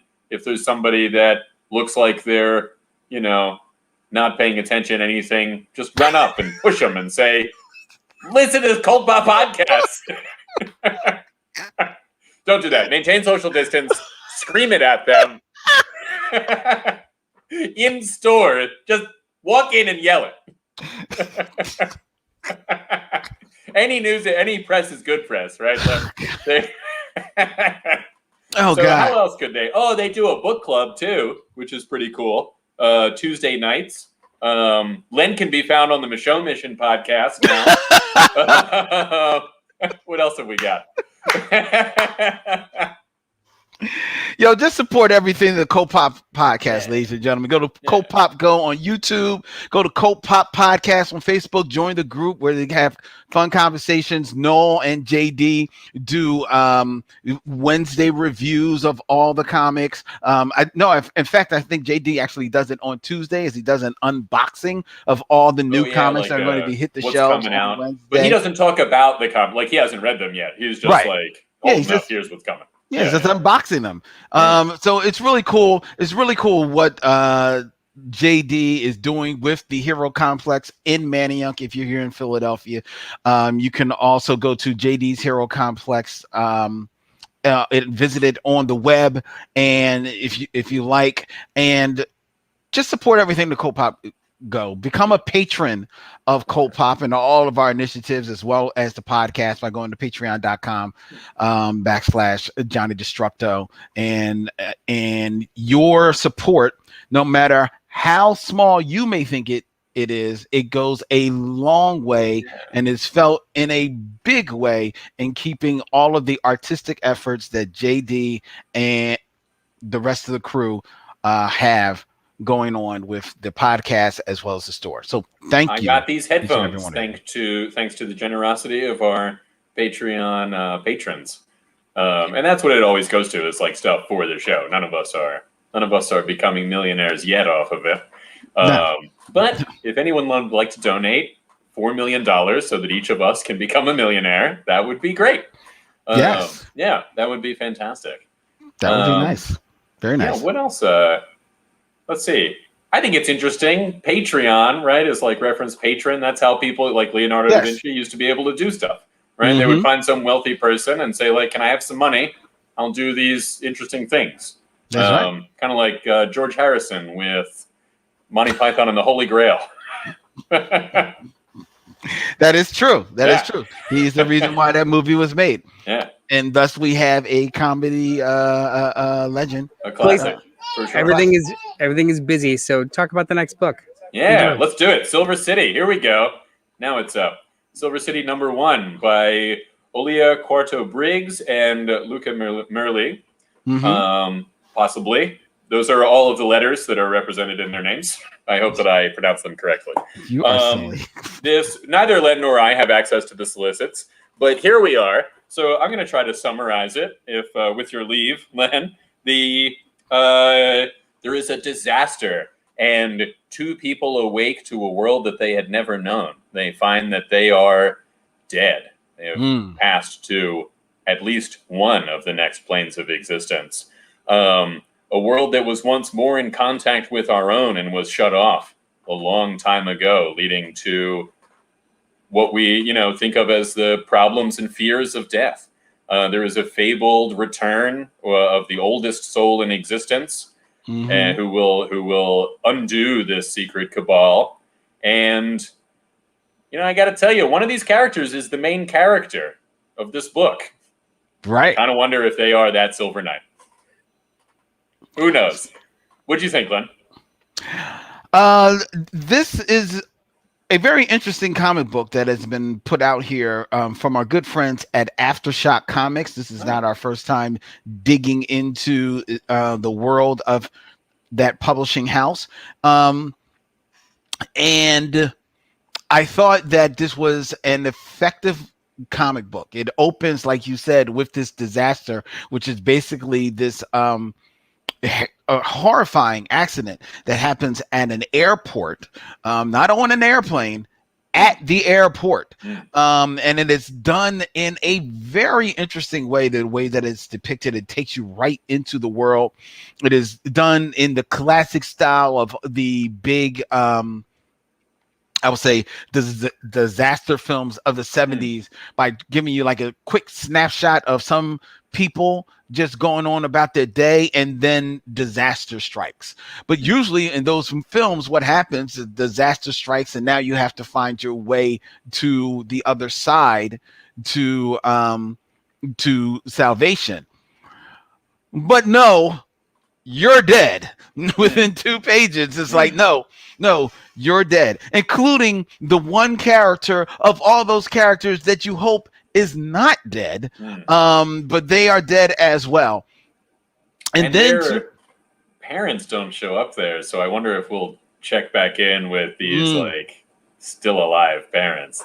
It's really interesting. And then the whole idea of this kind of like way station to the other side being this very not dystopian, it's just grimy. Almost it's almost like the Narrows of Gotham City. Yes. I was thinking of Madripoor, but same deal. Right. But also still has like I really got like the sense of like some hard-boiled like London town a little bit as well. The one character keeps saying "darling," which I cannot read in a hard-boiled London. I keep hearing like "darling."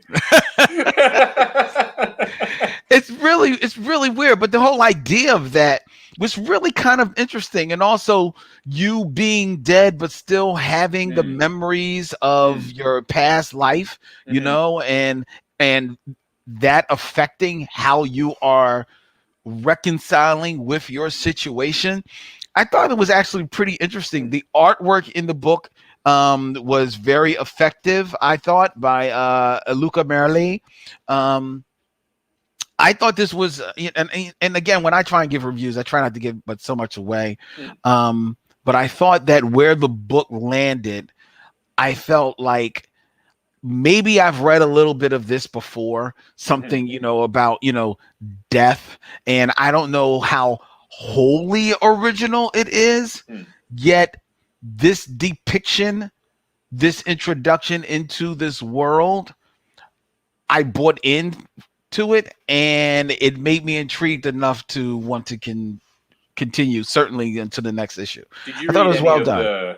Any of the back matter about the creation of the story? So I never really read that stuff, but I happened to just my eyes fell upon the first few sentences, And the author started it as a novel years ago, and they present some of the scenes, in her first writings and that kind of thing. I just thought that was interesting. I liked it too. I found the main character makes this kind of choice that I'm always like, what the hell is what is wrong with you? You show up for your orientation in the realm of the dead, and two guys on a bridge are like, why don't you come with us instead? Don't do that thing. And you're like, yeah, all right. Wait, go to the class, see what's going on. You have no idea what's happening here. This kind of event is kind of rife in sci-fi fantasy worlds where when presented with this crazy context, you act as though it is ducking school or something, something that you've dealt with before. Well, if you've made bad choices in life, chances are you're going to make the same bad choices. Right, but you would be like, I'm going to go hang out with those two guys who they seem on the up and up. There's 101.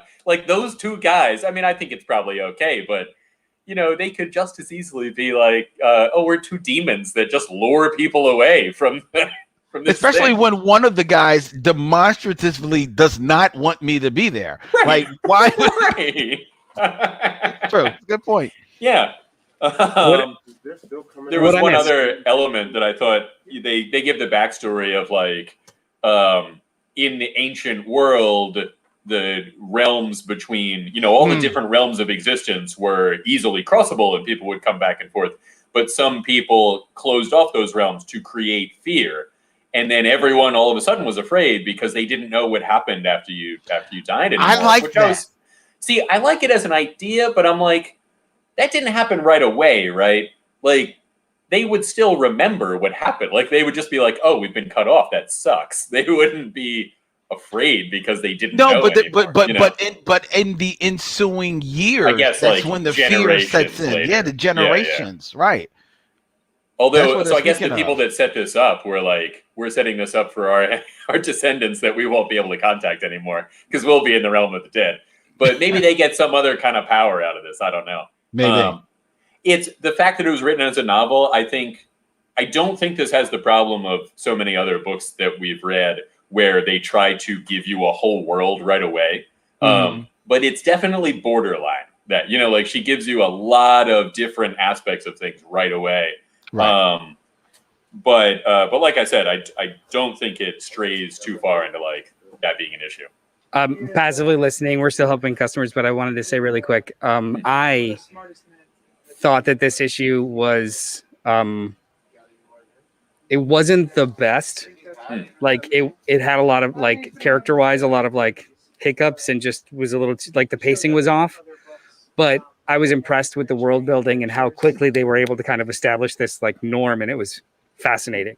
So that's why I kind of wanted to talk about it, which I'm passively listening. It sounds like you guys kind of feel the same. It's just the world similar. That they kind of start to create. It's pretty interesting. I thought the art was a little very good, but a little probably intentionally murky. And in sometimes it in contrast to Future State Gotham, it kept me from moving through the book with ease, Interesting. Yeah. Because I liked it. I mean, yes, I feel like it is intentionally murky, and it also is looking at the cover, which is good, the book itself is like a decidedly different, like a darker tone, and I think the cover lies. But I thought it was pretty cool. I thought it was pretty dope. I enjoyed it. I enjoyed a lot of this, and like Noel said, I think the world building. To your point, like maybe it's close to a little bit too much, but I think it's just enough to hook you, Yeah. It doesn't like, I wasn't bored by when she tells me these things, which can be the case when you get a lot of info. Right. I wonder if they'll touch on, because they say like you're in the body that you were in when you died. So it's nice to not die as an old decrepit person, they feel.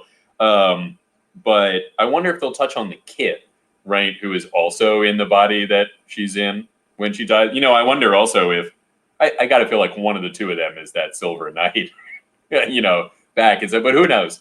Did you ever see the movie AI? Yeah. I like that movie a lot. And the short stories that it's based on are a lot darker, and they touch more on the idea of like this AI that will never age. They do that a little in the movie. I don't know if you've read the short stories. There's I have not. 4 short stories. Brian W. Aldiss, I believe. But they deal more with that. Like it's more of it's a very cynical set of 4 short stories. An android in winter, an android, it's each season.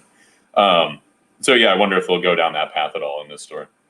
I haven't seen that movie in like forever, and I'm always like, I sometimes think about going back to it, but I don't, because I know that I remember that it is disappointingly a mishmash of a movie because Steven Spielberg had to step in to finish it for. I remember the end. I think Kubrick. Kubrick. It was the movie Kubrick. I don't know was working on when he passed away. Right. And I remember thinking, although I've heard later that I think I was wrong, that there's like a scene towards the end of that movie that I was like, I bet that's where the movie ended before Steven Spielberg added this other, less despondent stuff afterwards. But I've heard that I was wrong about that. But I enjoyed it. I think it's on my movies list that my girlfriend and I have of it's way more movies than we'll probably maybe ever get to because it keeps growing. But it's on the list. Yeah, there you go. Yeah. So now how about you want to move on to our final book here? Now for our video viewers, and listeners, well, first of all, it's not our final book. Now I don't want to throw you, but we can't change the banner at the bottom. So just strap in because it's time for the House of Lost Horizons. And it won't say it at the bottom. Len, you want to take a swing at this quick synopsis of this one? Yeah, hold on one second because I'm going to the House of Lost Horizons, written by a guy that Noel alluded to by accidentally mentioning earlier in the show, Chris Robertson. He said Chris Robertson, I mean James Robinson, at one time. Oh yes. Chris, and I believe that's Roberson. Is it Roberson? Okay, that's the way I would have always pronounced that. Written by Chris Roberson with art by Leila Del Duca. A Sarah Jewell mystery created by Mike Mignola. All of the main character, the Sarah Jewell character from the world of Hellboy. I understand. If I remember. Have you read much of that Hellboy, Len? I've read some, not a lot, but I have read some Hellboy. And I'm picking up. I have the synopsis here of the book here. A locked room murder mystery puzzles paranormal detective Sarah Jewell and her associate Marie Therese when a weekend trip on a private island off the coast of Washington goes astray. Trapped by a storm and surrounded by myriad suspects who have gathered for an auction of occult items, the intrepid duo must unravel the supernatural mysteries surrounding the guests in hopes of uncovering the murder. But all the while, Bodies keep piling up. And at any moment, Sarah or Marie Therese could be next. Oh no, I hadn't considered that. In the House of Lost Horizons. Brought to you by our friends at Dark Horse Comics. Hey, this. I mean, if you've watched the movie Clue, if you have, The Butler Did It. The Butler Did It that I was in high school. That is very similar as well. Yes, it's a locked door mystery on an island where nobody can contact you. Yeah, exactly. If you've seen pretty much like any Agatha Christie movie, like Murder, what was it? Murder on the Orient Express. Is that Agatha Christie? Yeah, because that's her. Did she create Poirot? Oh, that's a good question. Who is a Hercule Poirot story? That's all I know. Maybe it's not Agatha Christie, but it's a Poirot. But it's a locked room mystery, and that's what this is. And they put in some supernatural trappings in there, but the supernatural trappings don't really come to bear in this one until maybe the last couple of pages. I mean, like they're mentioned, but you don't really see any real true hints of them until the last couple of pages in this book. And this book is fine. I think this is a book that is, for me, it suffers a little bit in that I've seen this before because I'm a huge fan of Clue, those type of films. Oh, it was Agatha Christie, to confirm. But... It was? Okay, that's what I thought. And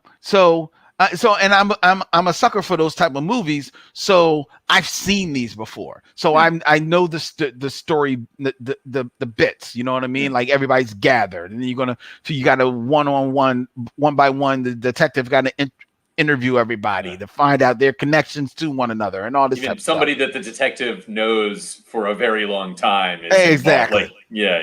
Yeah, so I've seen all these trappings before, so I'm a sucker for that. So, while if done in an interesting way, I'll take the ride with you. And I think what loses me with this book is that while this is good art, I don't think the art sells the story well.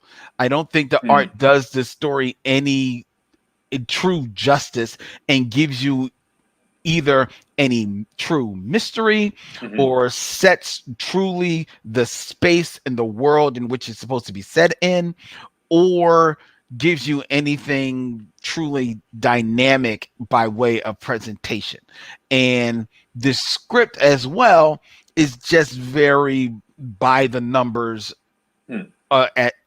also. So I think those two just combined just make a mystery that I don't care about, and I don't care if it gets solved. I had I think recognized a lot of the same things, but had just a little bit of a different feel about it, where I was like, this doesn't seem to be anything too original, but I'm in for the ride. Like it's going along in a nice way. Now I haven't exposed myself to that many of this kind of story, but I like it. It's like, it's fun. And so I was like, all right, yeah, a locked door mystery. That's kind of cool. Even in the scene where, these characters are almost archetypes, these characters who are here. And the one, what is it? Dr. Caliban, I think, is like suspiciously doing something in the drawing room. Right. And he's like, gets affronted that they question why he is like doing this very suspicious thing, and he like walks out, and I could almost see that as a movie like acted out. Like I feel like it is such a well-worn scene, that kind of thing. But I also went into it. So Chris Roberson is a writer that I really like that has never really written that much. Do you remember the Superman Grounded series, Len? It was not a great series. Not great. I remember it, though, yeah. Yeah, it was actually, I think, James Robinson that started it. And it was all like Superman just walking around. There was a lot of stuff in there that was Wasn't that Straczynski? It might have been. Yeah, it might have been. It was somebody who I feel like when he's good, he's really good, but sometimes is just not great at all. Yeah. And this was one of those times. And then he was off, and Chris Roberson came in, and it got awesome.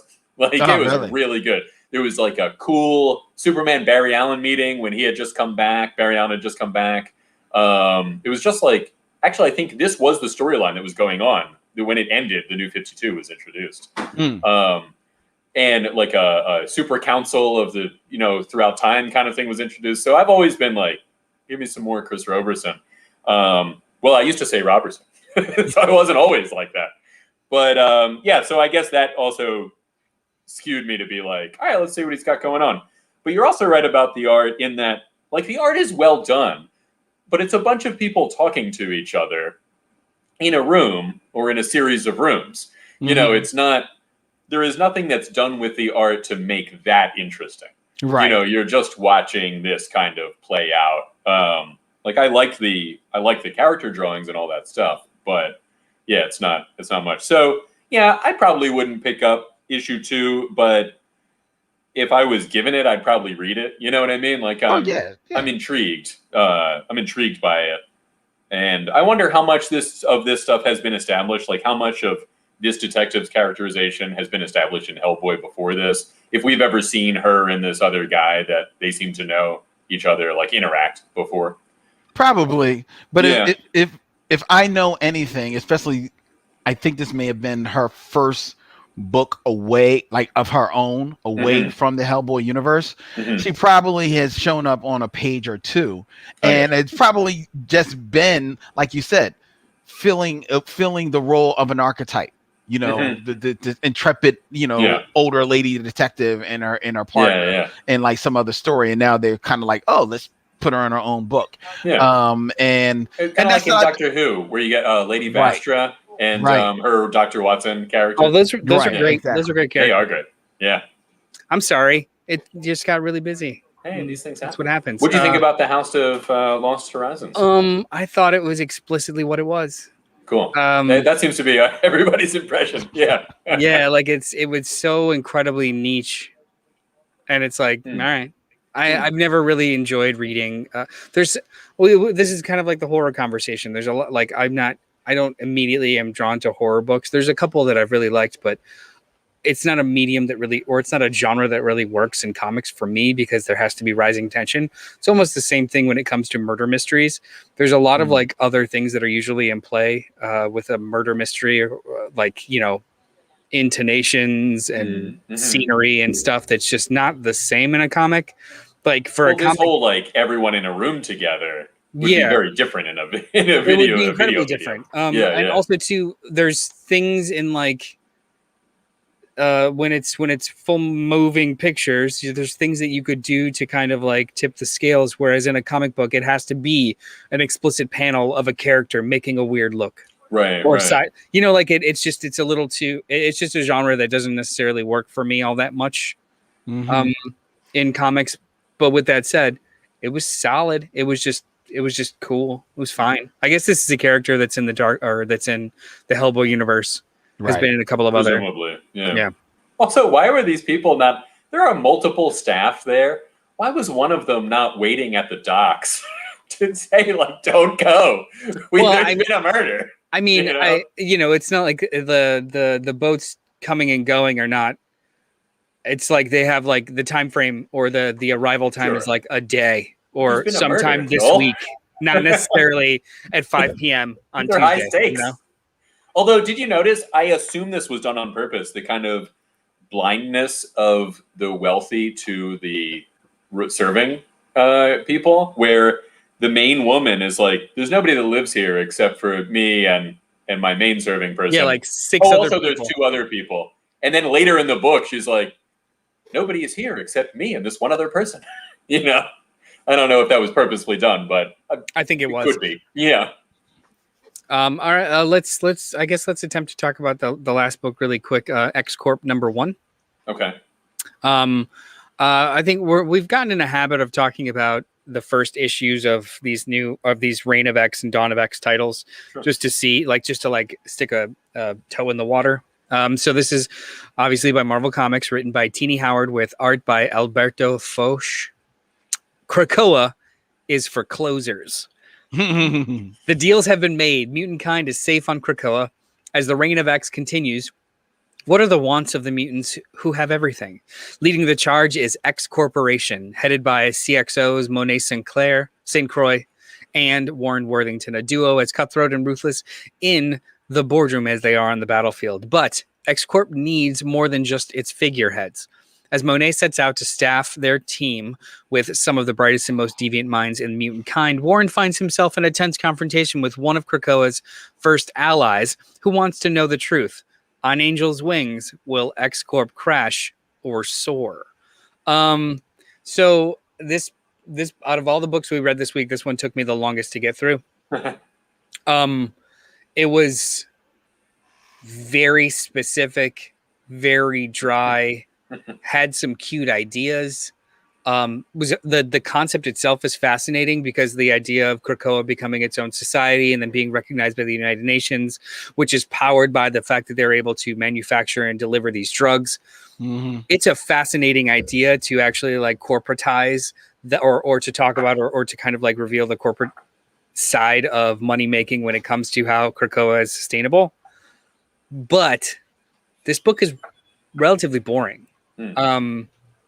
The biggest like reveal or the biggest like shoe drop is a document about United Nations medical was that interstitial important this time? I didn't. Very. I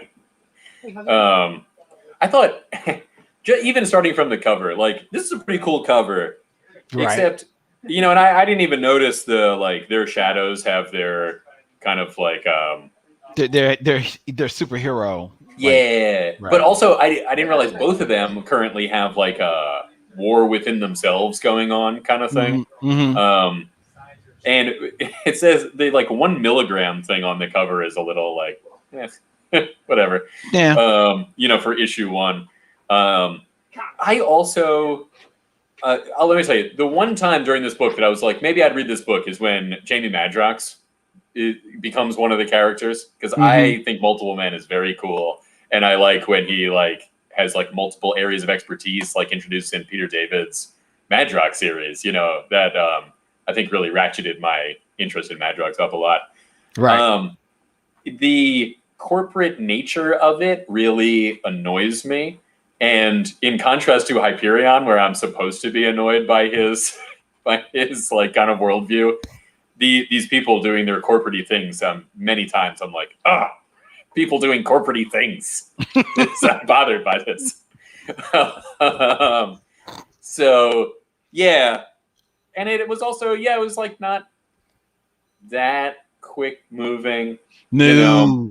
I also don't know why the central conflict, like, we'll be able to work it so that who's going to pay the bills? It's like, what bills? They are a self-sufficient mutant society with all of the Krakoa stuff, not to mention the incredible powers of every one of their citizens.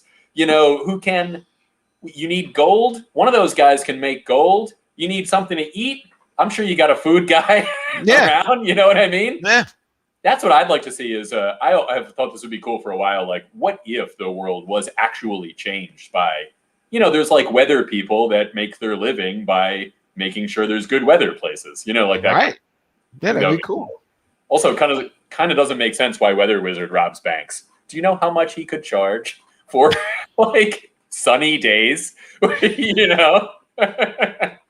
You know, that's a very interesting point. Right? That's actually a very good point. Yeah. Like billions of dollars he could make around the world, just like renting out weather.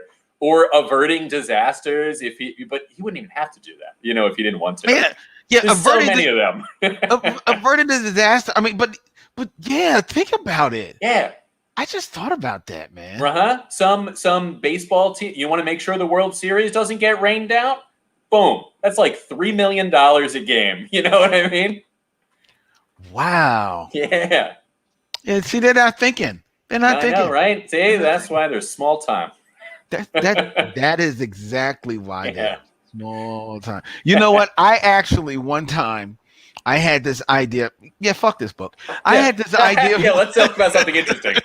I had this one time this idea once of doing a comic book series about a town in Kansas City, right? That this brainiac type villain, right, takes over the town.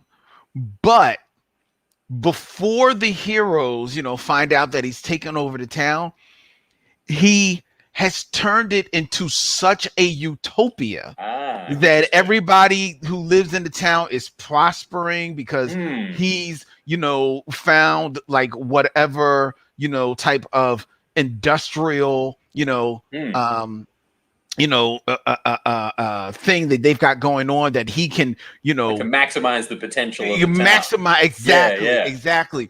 So much so that when the heroes come, they not only the people pretty much are like, no, we're good. Yeah, we're good. Know. We found out already that we are being, the Brainiac is here. Right. It's pretty good. And not only does it become so cool, but then he starts marketing his town to other villains that as long as you go straight, we can use your skills to help beef up this town. So that by issue 10, the town has a legitimate claim to making themselves their own state within Kansas. I had this whole thing kind of mapped out and shit, right? Yeah. It was real dope. And and all of a sudden villains are going good. Or they're applying for jobs in this Maybe town. Other nearby towns would want in on the action, Exactly, dog. Yeah. It was conquer by incentivizing. Exactly. It was really, really the more I think about it, sometimes I return to it in my head. I'm like, this is really kind of dope, man. It's an interesting tale. Yeah, it's pretty dope. This book, however, X-Corp, not as interesting. Did you? I walked away. Did you guys just talk about another book you like instead of this? No, we talked about books that we might like to see exist. I talked about this whole book idea I had. But this book, other comics related sort of questions and queries. Why Weather Wizard does what he does. Exactly. This book, first of all, this falls victim to one of the main gripes that I have about the X-Men books. And I don't know, I talk about it all the time. I hate the lettering of the X-Men books. Oh, the lowercase. I hate it. Yeah. And especially Ultimate Universe style.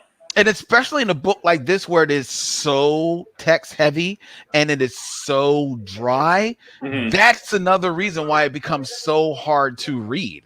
Because it's oh man, I'm reading a book and this is putting me to sleep, Now I'm not well versed in Penance, Monet St. Croix's character. I know about her, but I really thought they were two different people. Was that everyone thought that at one time that Penance and Monet were two separate characters? I had absolutely no idea. Okay. But so this was really probably the most I've ever read of her. I've seen her in other books, but this book is decidedly she's Generation X, right? That was her, right? I think so. But you didn't read that? Yeah, no, I ain't care. See, I did, and I was into it back in the day, but it was of its time. It was of its time, dog. Yeah. Come on. Generation X was just X-Men trying to be Gen X. From Image. It's right there in the title. It's right there. Exactly. And the first issue, the first cover was a foil cover, as I recall. Right. Yeah. So, but this would be my introduction to this character. Not my introduction, but the most I've read of this character. I thought her characterization was interesting, but it was wrapped up in this boring piece of I don't give a fuck. So I was just didn't give a fuck. I even liked what they did with Jamie Matrox in here. I did like that, but it's wrapped in this book I don't give a fuck about. So I don't care. And the Angel, I could never care less about the Angel. I wish somebody would cook that boy so quick, man. I can't stand the Angel. The Angel is boring. You don't like Angel?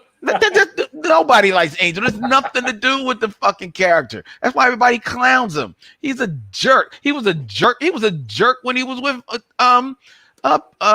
what's his name? Apocalypse. Not Apocalypse. Whatever.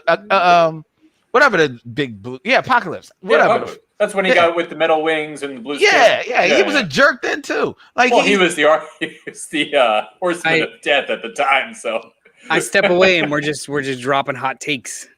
Yeah. Hot takes about. We're dropping deuces on X-Corp. That's what we're doing. It's a great idea, but this was a very boring book to read. It's boring. And I believe it's only a miniseries too. So it's just like 5 issues of this corporation stuff. I don't know if I'd be able to handle it. Look, there's somebody out there that this is like perfect for. Sure. It's just it's just not me. Somebody who likes corporate maneuvering and mutants. Yeah.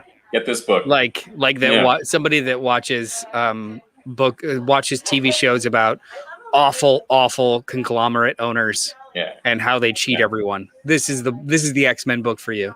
Yeah.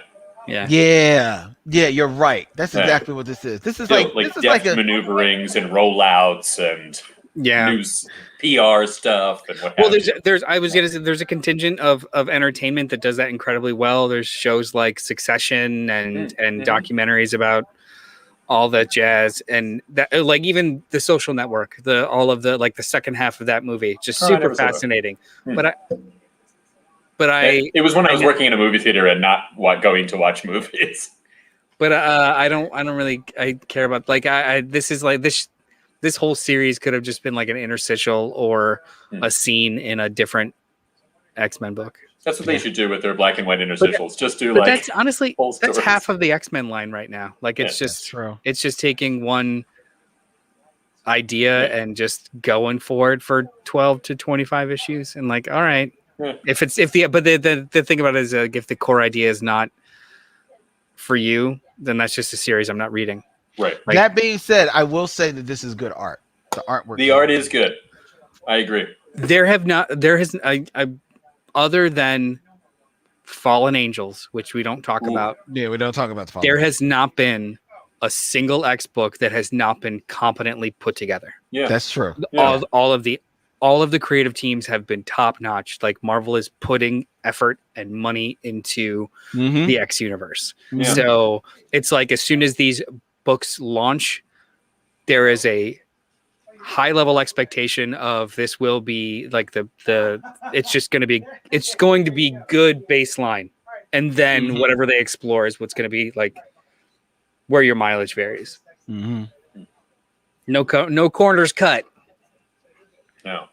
But anyway, I have missed the last half hour of the show for the most part because it's busy here, and while it's quiet, I'd like to say goodbye to everybody. That makes sense. We're right. Yeah, I think we're done. So we're winding down. So I'm gonna read the closing because I'm not good at this. There's a prepared closing. Oh yeah. I wrote a whole script that just gets ignored at all times. Yeah. You guys don't even look at the notes. It's cool. No. I do it for nothing. Forget that they exist. So be sure to like. This is why we're George and Ringo. Yeah. We don't look. They were pretty successful too, Len. I mean, I think their lives turned out okay. It's all right. You know who they are. Anyway, be sure to like and subscribe. Write about us in your diary. Do that thing where you write your first name and our last name in cursive and see how they look together. Just be sure to like us everywhere that you can. Turn on notifications. Don't miss when we go live, which is typically every Sunday morning at 10:30 a.m. Eastern Standard Time. But also we'll be kicking back up into our normal stream of events every Tuesday, opening unboxing of this week's books, Thunder Rounds. Just be sure to like, comment, subscribe. Like, comment, subscribe, hit the bell notification so you know when we post new content. Is our last name in this case podcast? CultPop Podcast? So they'll write like Jonathan Podcast if their name is Jonathan. But then they'll hyphenate and do middle names of just like Brian. Oh, that's cool. Yeah. It's cute. I've seen people's journals. I like that. I hope they put a little heart for the eye. Yeah, so that's cool. Be sure to remember to email us, ask us questions, join us in the live stream to just chat about these things. If you want to actually send us pages of your journal where you've drawn hearts and faces, that'd be cool too. I'd appreciate that. Just take a picture. You don't have to send us the original pages. Follow us on other social medias and let us know what you guys think and have fun with us on a weekly basis. My name has been Noel. Brian, where can the people find you? I'm at brianleibdesign.com and on the streets of the world sometimes when I walk around. With a mask. Yes. Or not a mask. It depends on how many people are around and what the prevailing conditions are. I love it. Yeah. Len. Hey, what's up? You can holler at me on all the social medias at the Bat Tribble, as well as check out my podcast, The Me Show Mission, 2 Men, 1 podcast, every black film ever made. Len, how's that spelled? Because it's not how one might think, right? Me Show was spelled Micheaux. Excellent. And mission is spelled in a normal way. Like Mixxion. Also, it should be noted, things have been very not weird, but just all over the place the last 2 weeks. There's been a lot of movings and a lot of this and a lot of that. So we're getting back on a normal schedule, including book club and our next evening hangout. We're going to figure out what that is offline, and as soon as we know, everyone will know. And please join us at that time with a cocktail. And we'll have a good time. But other than that, thank you guys so much. If you have any suggestions for book club, feel free to send them, and we will feel free to do one of them. In the emails, man. Yeah. That's where they belong. Yeah. In the emails. But anyway, thank you for spending the last 2+ hours with us. We really, really appreciate it. Love everybody. Thank you. Bye. Ta-ta!